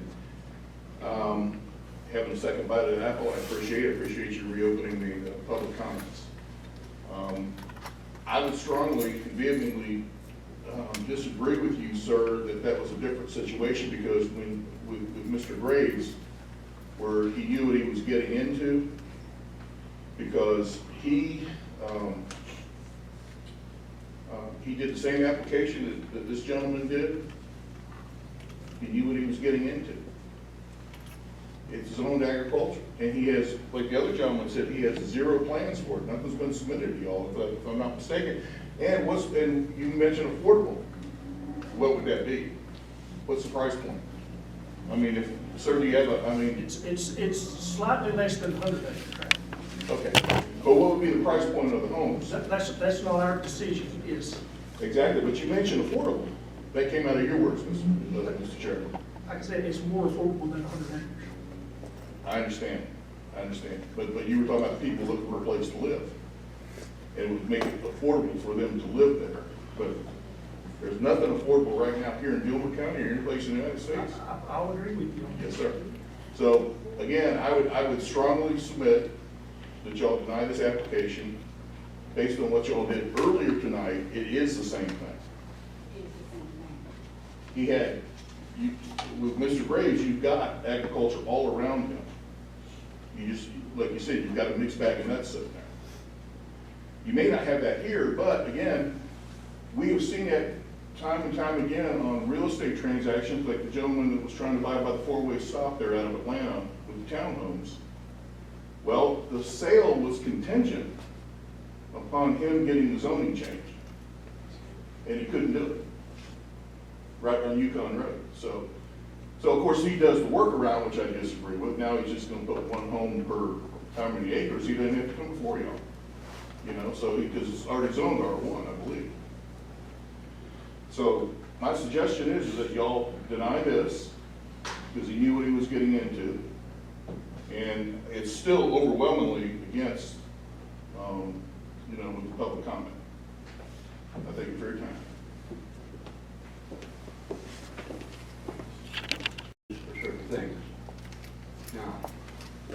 representative says, all right, this is agricultural, 200 acres agricultural. I'll buy that and get rezoned. They pass everything. So you need to watch what you're doing, because sooner or later, you're gonna be rezoning everything. I mean, we have zoning areas for a reason. We don't need to go rezoning everything that's out there. Go deal with it. So I asked for some guide also. Thank you. Anyone else? Would you like to make a vote? Wait a second. Kimberly, are you going to speak? Yes, sir. Sorry.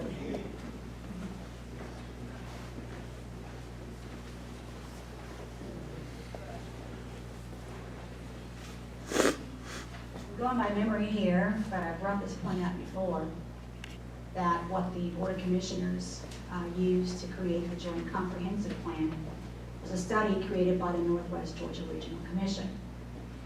The Northwest Georgia Regional Commission created a report for Gilmer County. That report was taken into consideration when doing our current existing zoning. One of those points made in that report was that we had a substantial number of, as you mentioned, empty lots. Yes, there are lots all over this county. How many building permits have been pulled? Mrs. Henson can tell you better than I could. She's really good at her job. But I can tell you there's a lot of them, thousands. I know Mr. Holt alone has thousands of empty lots sitting around Gilmer County. The last thing we need is another developer coming in and giving us more empty lots. You can't tie those directly to jobs. You can't tie those directly to anything that would bring value and comfort and a need to Gilmer County. And you can't even say that Mr. Sisson, and I don't know the gentleman, probably the nicest guy according to what I'm hearing, sounds like a nice guy. I'll try and take money out of his pocket. I understand that he's put a lot into this community. This is not about anything personal here. We don't need more empty lots developed in Gilmer County. It's not bringing anything to the table. We don't have any idea what the price point is going to be. We can't even say it's going to give us affordable housing, as Tom said. So if we can't tie it to quality of life improvement, we can't tie it to jobs, we can't tie it to affordable housing, and we can't even say it's going to provide housing for people here. We don't even know if Mr. Sison is just going to get R1 zoning and sell it to another developer and put in townhouses. We don't know anything. You certainly don't know enough about what's happening with this parcel to make this kind of decision tonight. Thank you. Anyone else? Can I say something else? Sure.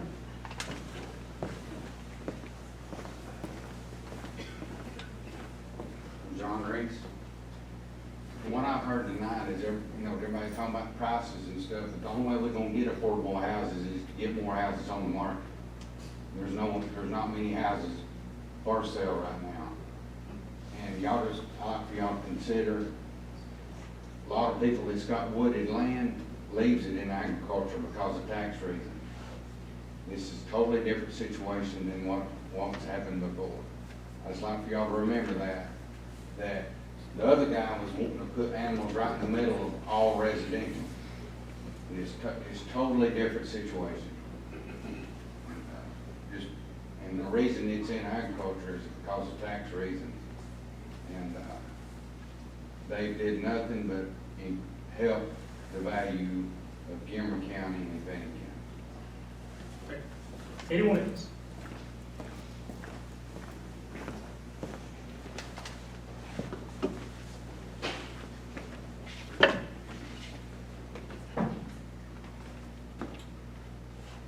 As far as employment and jobs, we have consistently over the years employed consistently 100 people. Consistently. As far as being a developer, we've been doing this, like I say, for over 40 years. My father-in-law and longer than that. And we're on our third generation now in this business. If you look at Cherry Lake, for example, in 1986, we've done 30 phases in there.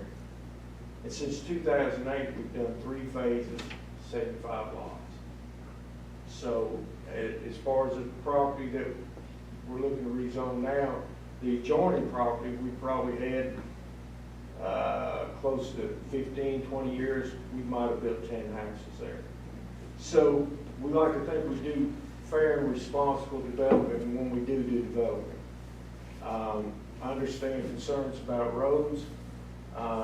This area is unique because when we develop this, if allowed, the reasons I stated before, we'll have several different areas of ingress and egress.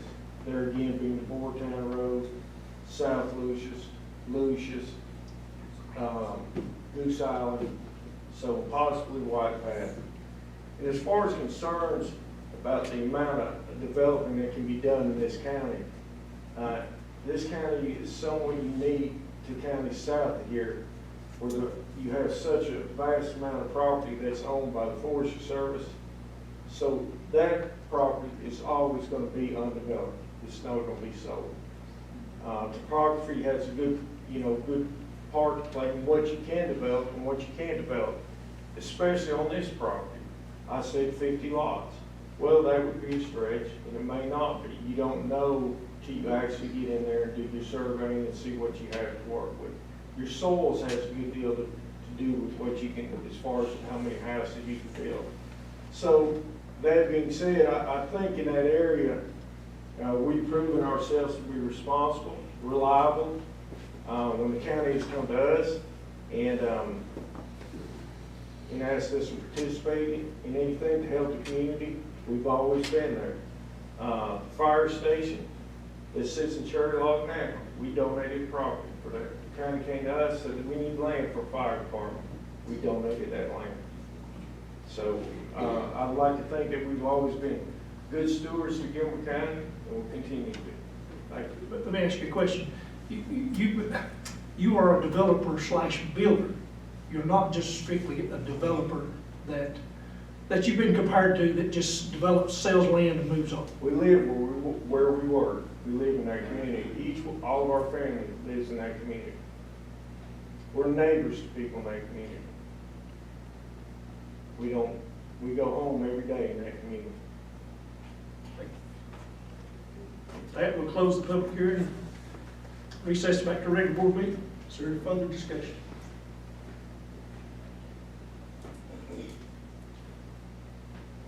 I have a question, Karen. Comprehensive plan. How does this fit in your opinion?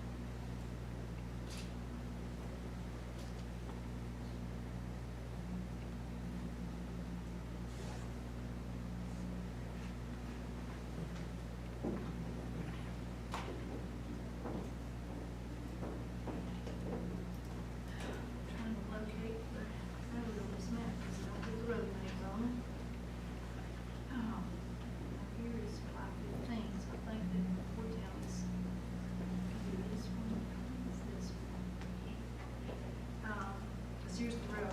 And this would be highway. This would be 14 here.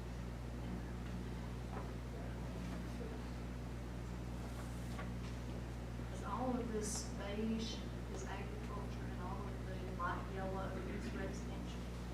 So I'm fairly certain that all of the area around this property is both of those. You find a good bit of ag and you find a good bit of residential. Just looking at the small map, it's not that you're introducing a new zone. Yeah, no, you can, the way I do this when I do my reports, and I apologize for not getting the report done on this one this month because just absolutely did not have time. So that's not gonna go out far enough because it's too close into town. So I believe this is the correct amount, and it's like 9 miles up, so, which would be nearly 2 family homes.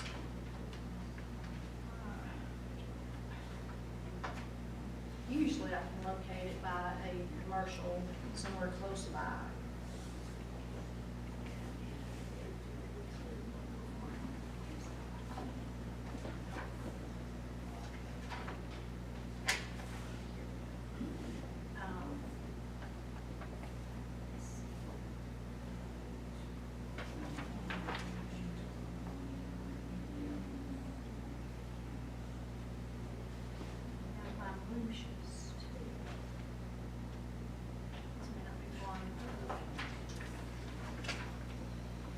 But to my knowledge, that area is going to, the comprehensive plan is going to indicate residential and agricultural. Here's, I think it's 86.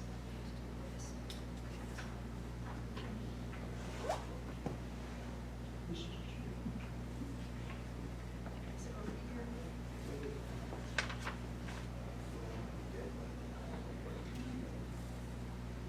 It's too far. Here's the road. I think this is the area right in here, and it's gonna be, yeah, it's gonna be residential and agricultural mix, which is what you see on taxes. The comprehensive plan, 9 times out of 10, mirrors tax assessor's map. Now, of course, you're gonna have a few things that don't show up because the maps in the comprehensive plan are older than the tax assessor's, but, I believe that you will find it to be ag and residential.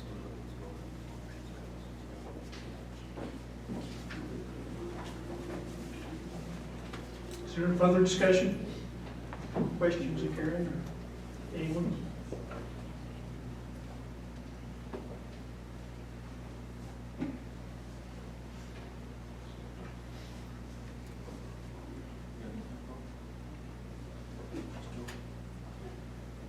If not, I'll entertain a motion.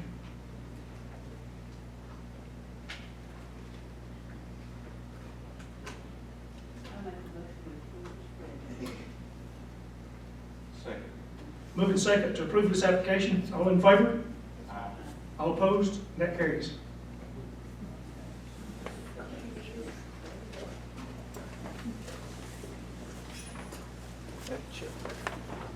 Next, we have the vineyard at Yukon Phase 5 final plat approval. Anyone wish, there's one copy over on the table if anyone wishes to come up and look at that.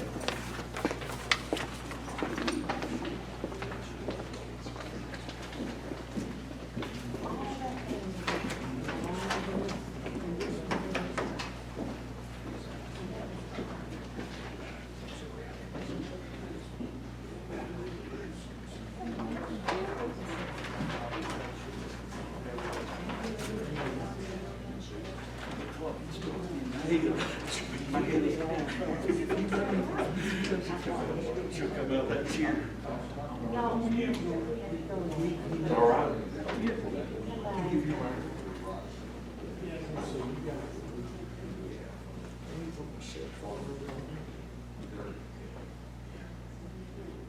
Why don't we make 195 a common area? Oh, she did because of the. They have a common area expansion? No, the whole lot is either for that, wet. Oh, It's got wet a land? stream, Okay. it's got a stream, and, there's no place for a septic system or replacement. And I don't think they can meet setbacks because of what's on that lot. So they asked if it could be used as common area, she said, it's good. Yeah. Get off, man.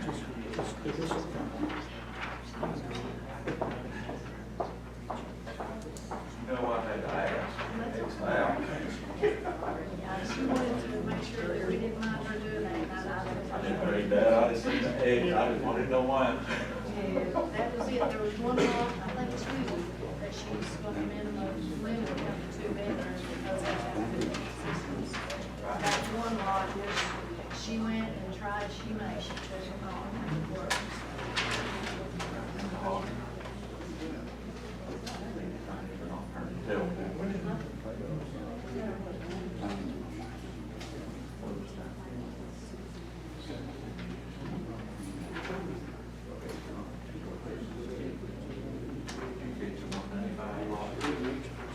You can, did you find it on the second, on the page? It's road 12. Oh, yeah, years ago, I think she put something on there with Dixie Bill. Okay. You can, I think it's this right here, I think it's gonna run right down through it. Yeah. Because you got all these, and there's new water down there, like there's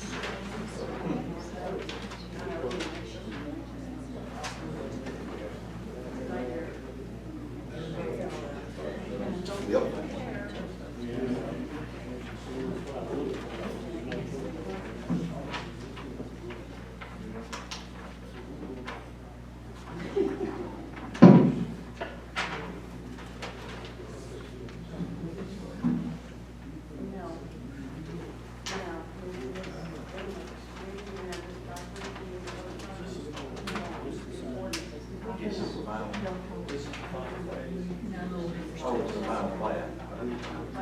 There's seven, yeah, there's 7 phases. Are there water up there? Just, I think just some small streams. Drinking water. Oh, I think it's gonna be. Private water system. Private water system.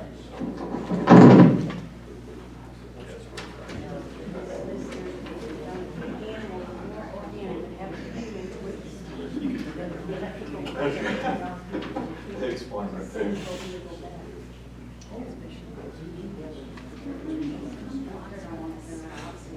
The phase is 30.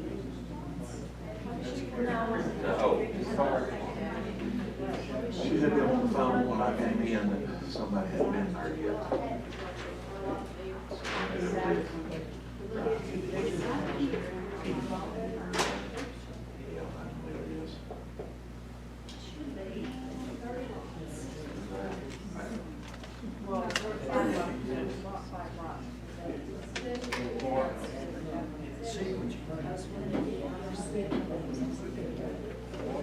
State system or EHD system?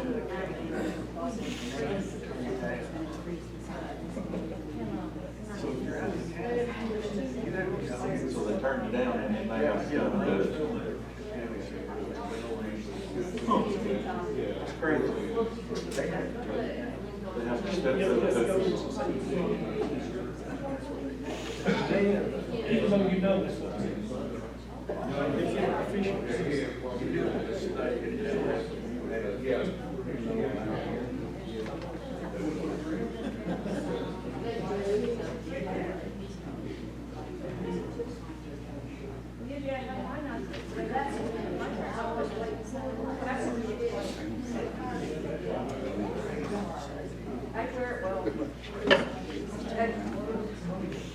Right on in the water. I didn't know it was in the water.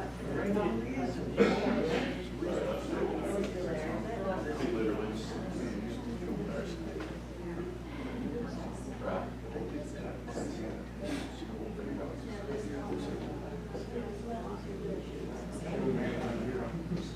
With water, they do it on the soil.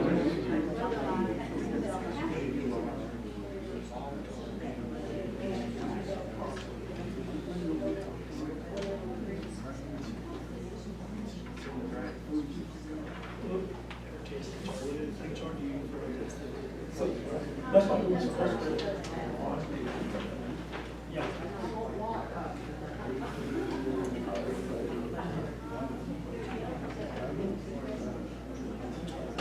Do I hear a move on the bidder at Yukon Phase 5 final?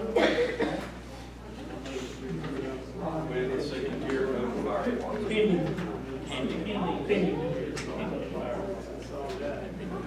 Second. All in favor? Aye. All opposed? Motion carries. Next call for public hearing for next month. Looks like we have seven. Yes. Plus three. Is there not going to be a public comment? Not on plans. So how can we weigh in on this? The plats are not public hearings. Okay, then how can we weigh in on the next?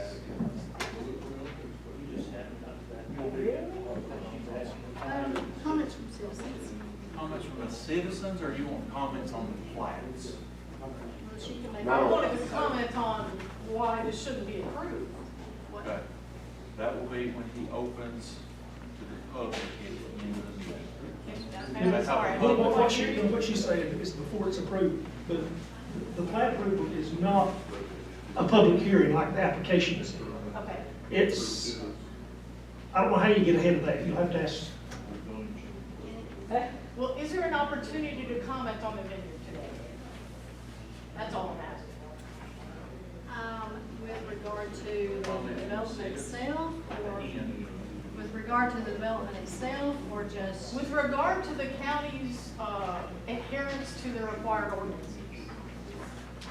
I have some very serious concerns, Well, why don't but I don't know the proper form. why don't you come and, would you be able to come see me tomorrow? And then I can make note of, or you can come see me at the end of the meeting if you want. Is there no way I can make We these have, comments? we have public comments from the public. If you'll give us just a couple minutes, then you're welcome to. Yeah, it won't be long. Can I do that now? Well, we gotta finish the calls for public hearing, and when we get down to the comments, you'll be welcome to make your comments. Did we, I lost where we was at. You was going to get a move on next month's meetings, what I remember asking. Y'all hear a move to approve the calls for public hearing for next month? Moving second to approve the calls for public hearing for next month. All in favor? All opposed? And that carries. Next, reports from the staff. I'm gonna report, I'm gonna maybe watch, I'm fixing to be a grandpa again. I don't have anything to share. Comments from citizens, would you like to speak? Your time, Miss Susan. Thank you. Better real. Appreciate it. No problem. I didn't understand what you was asking for. And I'm I sorry. don't understand the procedures here, so all thank good. you very much. Yes, ma'am. My name is Susan Smith. I've been a Gilmer County resident for the last 18 years. If I have my way, it will pry my deed out of my cold dead hands. That's how strongly I feel about this being a home. I'm an adjacent landowner to the Vineyard subdivision that's currently under development. And my property can only be accessed from Pleasant Valley Road. So I do have a special interest in development that impacts traffic and or access of emergency service vehicles along that road relative to the impact of the Vineyard being one of those developments. So that's why I'm here to speak. So I want to start and call your attention to one of our ordinances, actually a couple of our ordinances. The first one's under section 6251, which states in relevant part that we have to have an adequate standard county road. And that's a county road serving or will serve R1, R2, R3, R4, R5 land districts that the Gilmer County Public Works Director and the Gilmer County Road Department, in their sole discretion and opinion, finds has a 40-foot right-of-way with a 20-foot surface width and suitable existing surface along with 3-foot shoulders. Then the section further states that the Public Works Director and the Road Department find the existing county road is not of adequate standards, then they shall advise the developer in writing of the costs and necessary right-of-way acquisitions to improve the road to adequate standards as costs and expenses determined by the Public Works Director and the Road Department, which the developer shall remit and assist with the necessary right-of-way acquisitions prior to the creation and approval of the subdivision. Furthermore, in 8264, there's a preliminary plat certificate that, among others, says that there's the Public Works Director certifies that the county roads providing access to the proposed development meet all of the standards required in the definition of an adequate standard county road.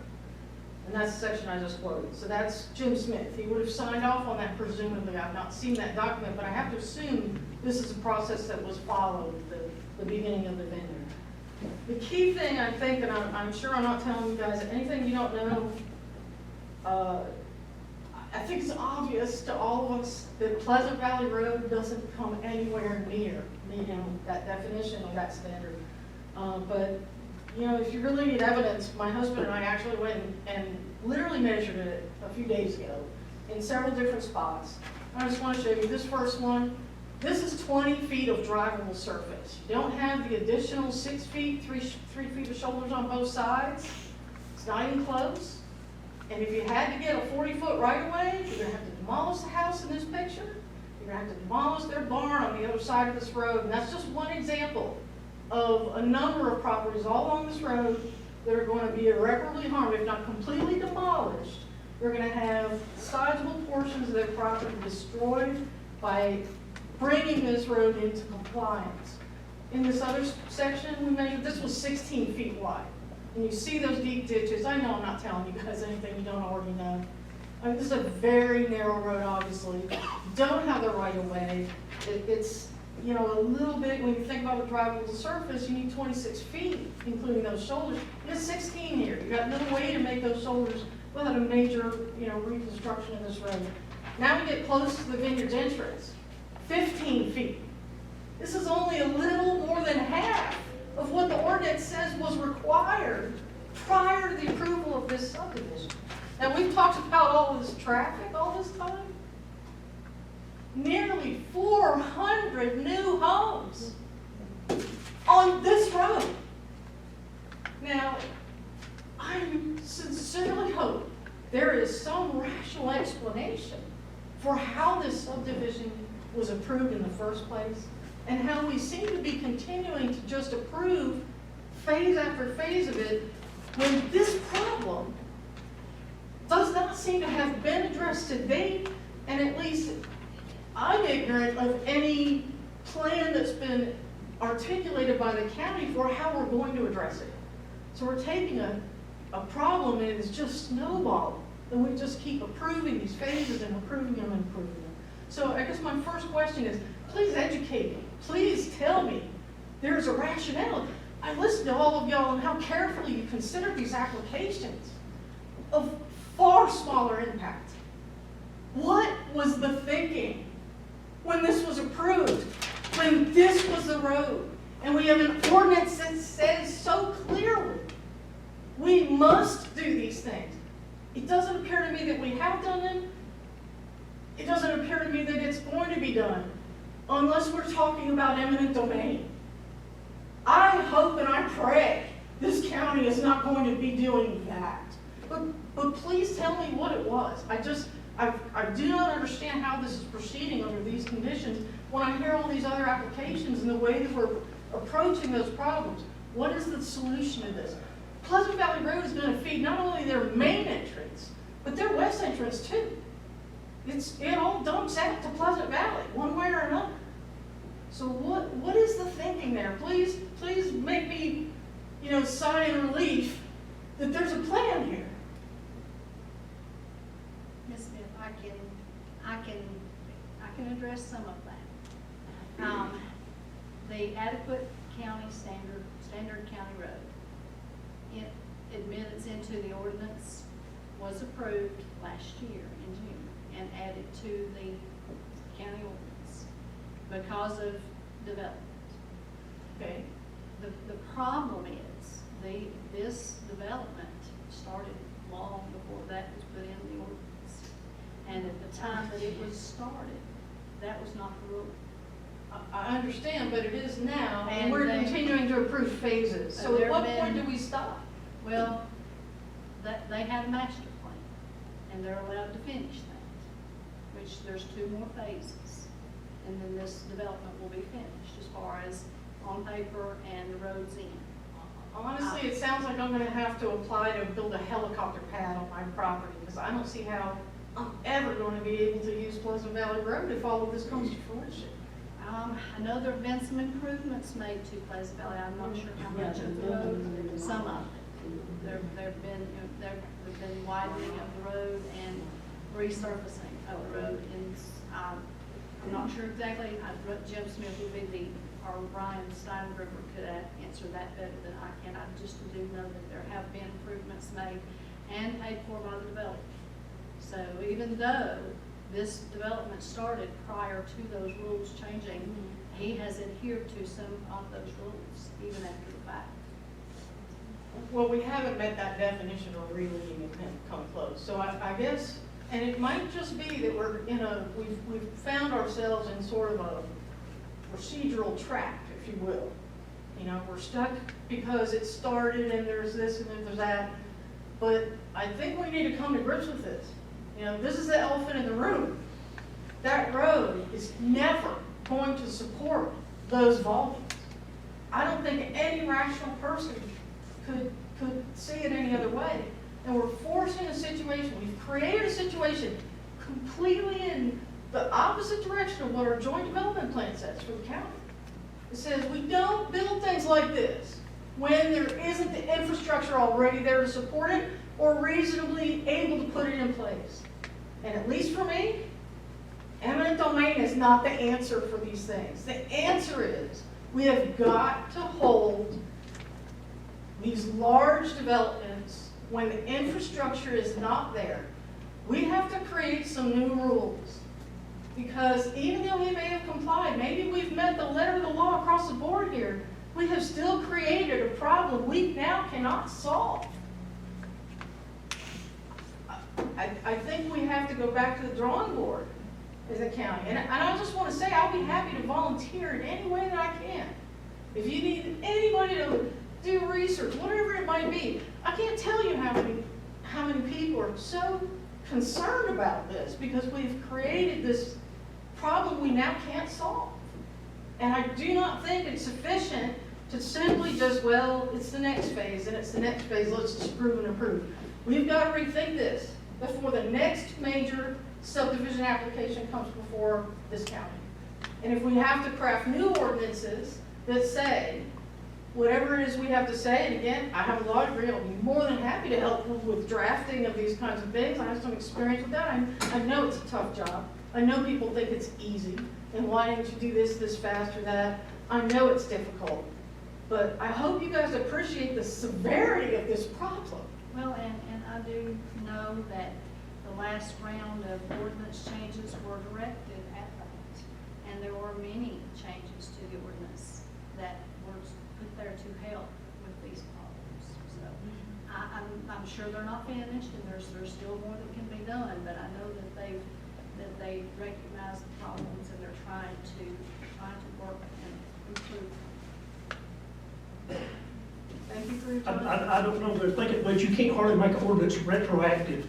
That goes back. I understand, but we have to come to grips with this problem. Look at what we've done. Look at what we've done. And I have said to many people, I said, this problem is so bad, I don't know how to fix this. I don't know how to fix this. How are you going to, you've set our, I don't mean you, I shouldn't say that. We as a county let this problem get too far down the road before we came to grips with this. So, I mean, it's on all of us. But we've set our community that's already here up for failure, and we've set every one of this developer's new buyers up for failure. And I have to conclude that. Look at all the care we spent looking at the traffic impacts of things that are a tenth of the impact of this. And we're all just kind of going, oh, well, I mean, and I understand it, don't get me wrong, because I don't have the answers either. But I am trying to light a fire under us. We cannot allow this to happen again. And if there is any way to slow this down and take a good hard look at how we're going to solve it, because I have to show that picture again. 400 additional home sites. That's not people, that's homes. There might be 2, 3, 5, 10 people per home. We don't know. That's, I mean, from a planning perspective, that's a disaster. I mean, do you guys not agree? Or Does this alarm you as much as it alarms me, and I know it alarms our community? They have to live on this road and traverse this road? I just feel like we're sort of underreacting to this. That's really all I want to say, and I want to volunteer. I don't want to be somebody who complains. I want to be somebody, I want to volunteer my time to assist you in any way we can. We cannot just say, well, because of this and because of that. This is the nature of these big subdivisions. Of course they take years, and of course the ordinances change. And if it just becomes, well, we can't do that because of this, well, then why are we even developing it in phases anyway? Why don't we just not let it, why don't we just check in on them at the end of the whole thing? You know, I think we need to evaluate how we go forward with phases of development when we're talking about this kind of volume. At least when we're talking about a scenario where it doesn't comport with the direction of our joint comprehensive plan, which very clearly says we focus first, the big developments only go in, or really any development. It only goes in when there is appropriate infrastructure that's in place. And this isn't even close. I mean, we all know. We all know. You know, I think it's a big deal. I think it's a big deal from pretty much every perspective. The new people coming in, I don't know what they're doing. I mean, their expectations, you know, they're coming from cities. What do you think they're going to do? I can't even imagine. Well, and that's why I say I don't have the solution. I understand what you're saying, but we have to reach a point where we're not even close to this kind of a scenario. We have to do whatever that takes. And it sounds like we need some new rules. So, and I wouldn't be saying this. You've never seen me before tonight. And yeah, I'm affected more because it is in my backyard, and I understand that. But it's over 400 homes, people. I mean, that's all I can come back to, and that's the quality of the road that we're talking about. And we don't have a mechanism. County's already tried to widen it to get the right of way and couldn't get it. So now we're at eminent domain. That's going to be a civil war in this county if we take that step. If we have to take that step, shame on all of us. If we end up having to take that step because we allowed this process to play out in this way. And I don't mean that to sound like anyone's at fault, but we have to be more proactive about this. We have to think through the fact that these large developments have to occur over long periods of time, and as ordinances change and we try to address these things, they're somehow grandfathered out of having anything to really have to do with it, when the problem is this severe. So I don't want to beat a dead horse. I'm sure there are others who may have something to say. Thank you. Anyone else? Very brief.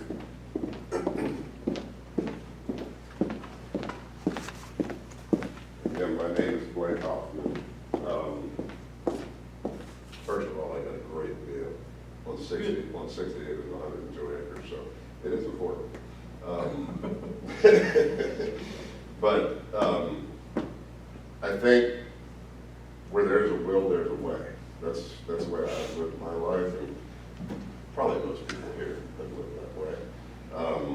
And I think with what Susan has just pointed out, that's where we as a group and you as the officials here in this county we implore you, you need to figure out what is that way.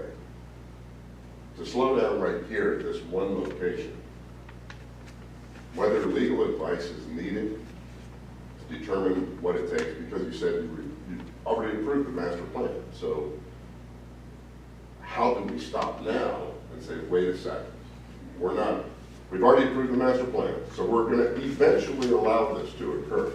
However, how can we stop the new phases for now to get these other things properly addressed before it's too late? I mean, what Susan said, it will be too late. I mean, it really kind of already is, but I think we can still rectify if we don't let it grow bigger. I think right now you're at 150 to 175 lots, and I think a lot of those will remain lots for a long time. I really do. I don't think there's going to be a whole lot of building. It's, something I wanted to point out with Mr. Sisson. You had someone come up and speak on your behalf and spoke very highly of your company and what you've done and the care for your neighbors. You said it yourself, the care for your neighbors. You go home there. You go to those communities. You live right adjacent to them, in them. The care for the neighbors at the vineyard at Yukon is non-existent. Yes. It is absolutely non-existent. You said that, there's already been some improvements on Pleasant Valley Road and some paving and widening. Come down Pleasant Valley Road, not a thing has occurred. Not a thing. It is worse now than it was a year and a half ago. North Bull Gap Road, which we live on, completely torn up from the logging trucks that came down. One neighbor that lived out away from us was so disgusted with the tearing up of the roadway that blocked the roadway off. So my right of way has been blocked off. He knows that. But you know what? I let him go ahead and do it. Because I agree. I'm having to drive up my road now at 5 to 10 miles per hour, not 20, because I have to avoid the potholes. I have to go really slowly over the bridge that's about to wash out because our Department of Roads cannot keep up with what we've got right now in this county. But if you were to go by the way Mr. Sisson operates in his company and care for the neighbors, environmentally attentive, that's something another gentleman said, which is critical. And I think if you take the time to put a halt, a temporary halt on moving, allowing them to move forward on this, drive out yourself. See if the inspectors for this county have really paid attention to what he's done near the waterway in there, to the lack of erosion control. Heck.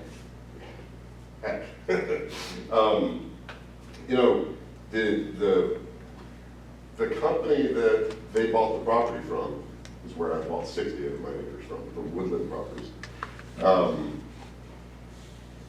Woodland Properties, I'm not sure how familiar you are with them, but they're not from here. They have properties all over the southeastern United States, I think even into Texas. They're experts at marketing, buying properties, reselling, and then remarketing for who they sold to, which is what's happening in vineyards in Yukon. The helicopters that are up there on those sales days, that's Woodland Properties, controlling all of that, getting a percentage of the sale. If you read what they put, and when I originally saw, when this first part of the sale started to happen, and I saw that they put in their marketing to the people who are coming up to look, they put that this location is surrounded by 200 plus acres of private protected green space. Bull, you know what? They're cutting right up to the property line. Houses surround them. It is not.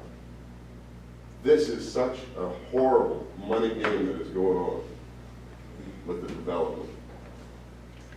You all, as the residents, as the people we're counting on to work with us and help us maintain the mission and vision of the planning department, implore you to find a way to stop the phases from moving until we figure out how to fix some of these issues, so we ensure that the environment is properly protected as he moves forward, that we ensure that we have a way to fix the roads up so that they can handle what is coming. I don't know what that solution is and how you get there. And that's why I said maybe the county needs legal advice on a way to do it so that the county doesn't get sued, since we've already approved something. I don't know, but I do. That's why I started out saying, where there's a will, there's a way. And I think you all can do it, and I hope you try. We need it. We need you. Thank you. Anyone else?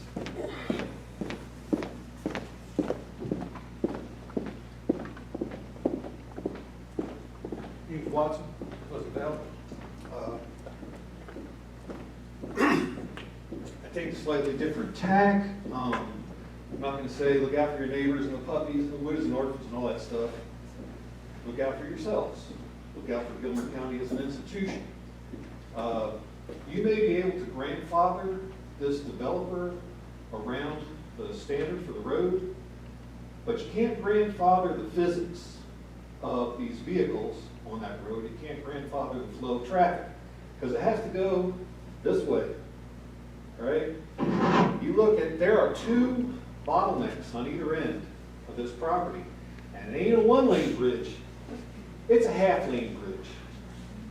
No one, except motorcycles, can pass on this bridge. So you are guaranteeing gridlock on a gravel road over waterways, with all the hypothetical issues that can cause people that may impose a liability on the county. If a ambulance cannot get through Pleasant Valley Road because of not malfeasance or even misfeasance, but just a failure of the county to adhere to the road standard. Now, okay, maybe the standard came after the development, but the standard was generated by, assumably, lengthy process, road engineers, civil experts on what is necessary. If you're saying it's not necessary, maybe you cannot apply it legally to this development. But that doesn't change the facts on the ground. And if there is an adverse result, that could be applicable to the county. I don't think that's mysterious to anyone here. Now, you guys, taking the example of Mr. Sisson, I know Lamar, you have experience in development, road construction, real estate. People have said, we must stop the development, or can we stop the development? Who knows? But I'll tell you how it stops on its own. I'll tell you how it stops on its own now. I submit that your experience in real estate will tell you that any defect to the property that is material, that the seller has knowledge of, must be disclosed. What's material? Well, rule of thumb, 5%. Can these deficient roads crimp the value of the property by 5%? Now, not the sale value, but the comps. That is this property over here that does not have this deficiency sell for routinely on the market 5% more than these lots in the vineyard? That's material. If there is another disclosure that was not made, you only need one buyer to take it to court to get the judicial finding that this was a disclosure that was not made, and it voids the sale. And then it's a avalanche. And you thought that you were going to get property tax revenue, piles of money in perpetuity from this development? No. You're going to get a wasteland that is condemned and falls on the county to maintain. Now you have not a revenue generator, you have a revenue eater.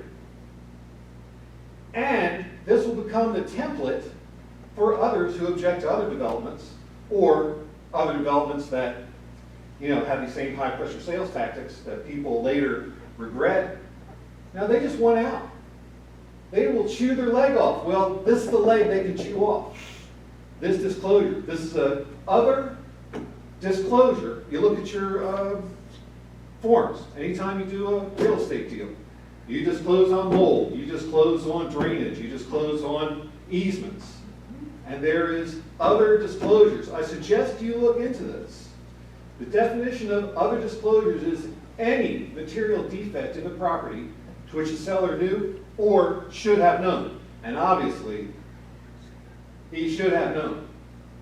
So what you are looking at, if this problem is not solved, I mean with tar or something similar, something that turns, as a minimum, gets the way to the nearest pavement is Orchard Lane right in front of Meach Street. And it's not that much, it's maybe 300 yards, all right? But it would have to be, against that bridge, you need at least 2-lane traffic. But if that is not remedied, these people can, all those booked deals, they can come unbooked. And if you look at how their last sale day went, it went terribly. So, you know, those of us who object to it may not be able to stop it, may not be able to even modify it. But it's dying. And it's going to land on the county. Oh, and any significant exposure to that, even if it doesn't happen, even if they don't go to bankruptcy, even if that expense does not land on your ledger, that is a material disclosure to you when you're floating bonds. And not just floating bonds, but it is you have a continual disclosure duty to your bonds that are out there. So if you, and talk about damn if you do, damn if you don't. If you disclose it, it may not harm your bond rating, but you're competing with all the other munis out there, right? Georgia, everywhere. You're competing with anything that can be called an asset. In the auction market. So if you disclose it, it's going to hurt a little bit of certainty. But if you don't disclose it, and it happens, those bondholders, many of whom are institutions with deep pockets and absolutely no attachment to this county, they don't know where Gilmer County is. But they will know, hey, we can claw it back. Payments they've already made with interest. Not interest from you holding it, but the interest that you paid them. And that is not friends and neighbors, unless you are friends and neighbors, which I certainly consider you to be. So look into it. Look into the sales. Look into the law on the matter. And you won't sleep well the night you do. Thank you very much. I think there's a little misconception. A lot of what you're talking about is far beyond our powers and duties to do anything about it. Oh, And I know we're the most visible group that you can complain to. I realize that. But it will land on the county. Aren't you guys paid by the county? We're paid $100 a month to look at this. Okay, well, you're concerned with the fiscal well-being. It's not for you, trust me. You are concerned with the fiscal well-being of the county. Yes, but what I'm saying is, most of what you said is far outside of any power we have to change anything. Well, it's far out. I'm not saying do anything. But this is what's happening now. This is what's happening now. That subdivision is failing. We are tied to the ordinance that we have to go by the ordinance that's in place currently. Then there's no stopping anything. And they are, the ordinance is currently, I mean, they've changed to address some of this. But like I said, Right. But this is grandfathered, right? That's what you're telling me. This is grandfathered. Like I said, we're tied to it. We can't directly go against what the ordinance says. No, we're saying to adhere to what the ordinance says. Yeah. But if you're talking about the road ordinance, that's what they're in violation of. No. But the lady here says that it does not apply to them. Basically, they're grandfathered in. Am I correct? Right, they're grandfathered. In my mind, I look at it like you build a house and the county approved your house and they inspected it. And then they passed new ordinances and said your house has to be such. and made it retroactive, and you have to go back and tear out stuff and change stuff in your house. That's not, I don't know if anything does it retroactive to where that you're punished. Mold. But because I'm not, that's far outside anything that we. It's not punishment. It's just what's gonna happen. It's gonna feel like punishment, but it's not punishment. So I'm telling you, if at a minimum, if the roads are not addressed, like I say, you can grandfather your way out of the law. You can't grandfather your way out. I'm trying to tell you, that's not, the road department is not what we do. Well, somebody's got to do it. Yes, but that's not our department. But if you kick this along, this is what's going to happen. The road's going to fail, right? You'll be doing some of this, not you, I understand this, and I would like to turn some of this down because of certain things, but that's not what, like I said, that would be unethical because I allow my personal feelings to dictate how I voted. Well, but as elected officials, you have. We're not elected. Well, as we'll see the real vote, the full commission.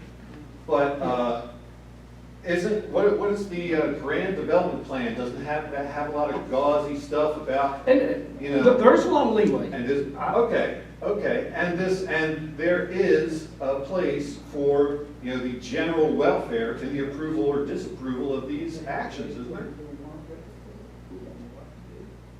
Isn't there? Not in a plat. No, okay, I understand that you didn't really take a substantive vote. If we had taken a vote and it hadn't been a tie, I'd have walked out now and we'd come back when there was a substantive vote. But since we're talking about it, let's talk. As I said, these individual land deals are at least plausibly voidable because of the lack of disclosure of this problem. If that happens, the whole thing as a financial entity comes tumbling down. But I understand that, but you're way off in the weeds beyond, that's what I'm saying, I'm trying to tell But you. You're way in the weeds beyond but the land anything is that we still have here here in purview Gilmer over. County, and you're concerned with the land use, right? I mean, that's what you guys are here for, the land use. Well, what use is the land if these retail homes cannot be built? You want the tax revenue, it's not going to come. And actually, there's going to be costs. And you guys are on notice now. Now, I know it may not be you personally. I'm talking to Gilmer County who in the universe. You think you got a cash cow, what you got is a fucking slave dog. Excuse me. I'm gonna close it on that note. So dry. We know it's bigger than just you. But Excuse me? we know it's bigger than just this body here. It's the county. I don't know how we bring that together to solve that, but we're starting with you to bring the problem to your And like I said, attention. I realize we're a visible group that's Right. it's easy to throw rocks at. Like other people that sign the plat, actually the plats, our main job is to make sure everybody else did their part and signed it. But they're not visible.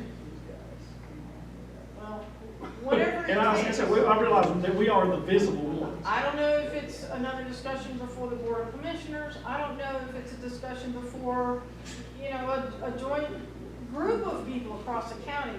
But if we just say, well, it's this group or it's that group or that, and we don't connect those dots, the county is going to have a massive problem. That's really the point of it. You guys are a piece of that, but we know that you don't have the power to act on this. We're just trying to bring it to the county's attention. And we'd be happy to bring it to the right place if there's a mechanism to do that. More than happy to do that. I think I'm your Kimberly Reynolds. You was a lost for words, that's the first. I know. He was actually just listening. I was listening. I'm running from something from you, joking. Lamar. Not this, this? That's exactly right. That's Okay. a good scenario. If you listen to that, you'll always go somewhere. That was good advice. So he's been training me outside of, No, how to act like a good citizen in public meetings. But you're the gun store. We talked. Yes, sir, we did, yes, we did, and I value that conversation. Sure opened my eyes a lot. Twice we did, yes, we did. So my contention isn't with you all. I know you're frustrated, and I said this last time I spoke, last month. I know you're as frustrated as we are. There are no ordinances in place for you all to enforce if you wanted to. We gotta fix this. We've gotta figure out a way. You all have the expertise. You all have the relationships. You all have the influence. You all have the ability from where you sit that we don't. And rather than us coming and barking at you all, complaining, griping, looking for, you all tell us we're right out here. You all need, I don't know what that looks like, and I still don't know what that looks like and know how that comes about. But I know you all have to have conversations, outside of a quorum, just private discussions about your own concerns, about what you see in your own backyard. I don't want to deprive local businesses, local builders, local developers of an income, of livelihood of their own. But what's happened is we have people who've come in from outside Gilmer County with massive amounts of money, billions of dollars, who have their sights set on Gilmer County. And if we don't do something here real soon, we are just in the labor pains of what we're going to experience here in the very near future. And while we can say that empty lots are not a problem, there's empty lots all over Coosawattee that's been there for 50 years and the world didn't fall apart, did it? Not gonna fall apart. Well, the problem is that we've got so many subdivisions and such a vast size that we are starting to fall apart. Gilmer County is literally sliding down hills. We have road issues. We've got residents who are unhappy. We've got people meeting in the city square and town halls now about what a problem we have.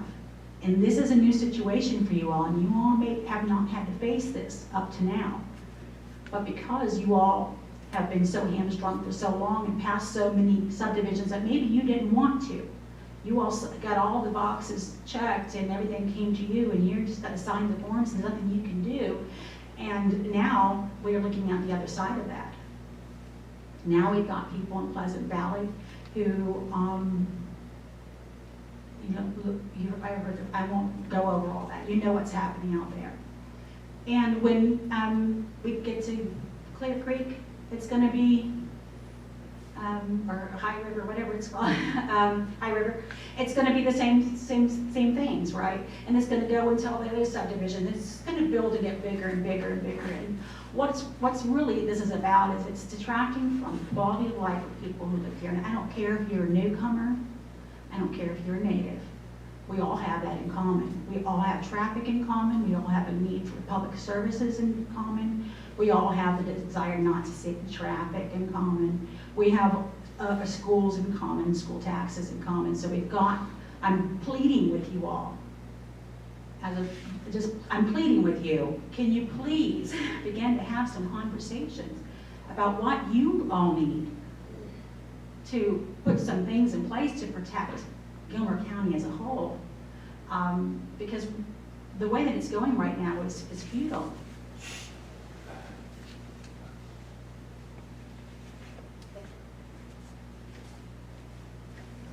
Anyone else? No, do I hear a motion to adjourn? Second. Moving second to adjourn this meeting, all in favor? Aye. All opposed? That carries.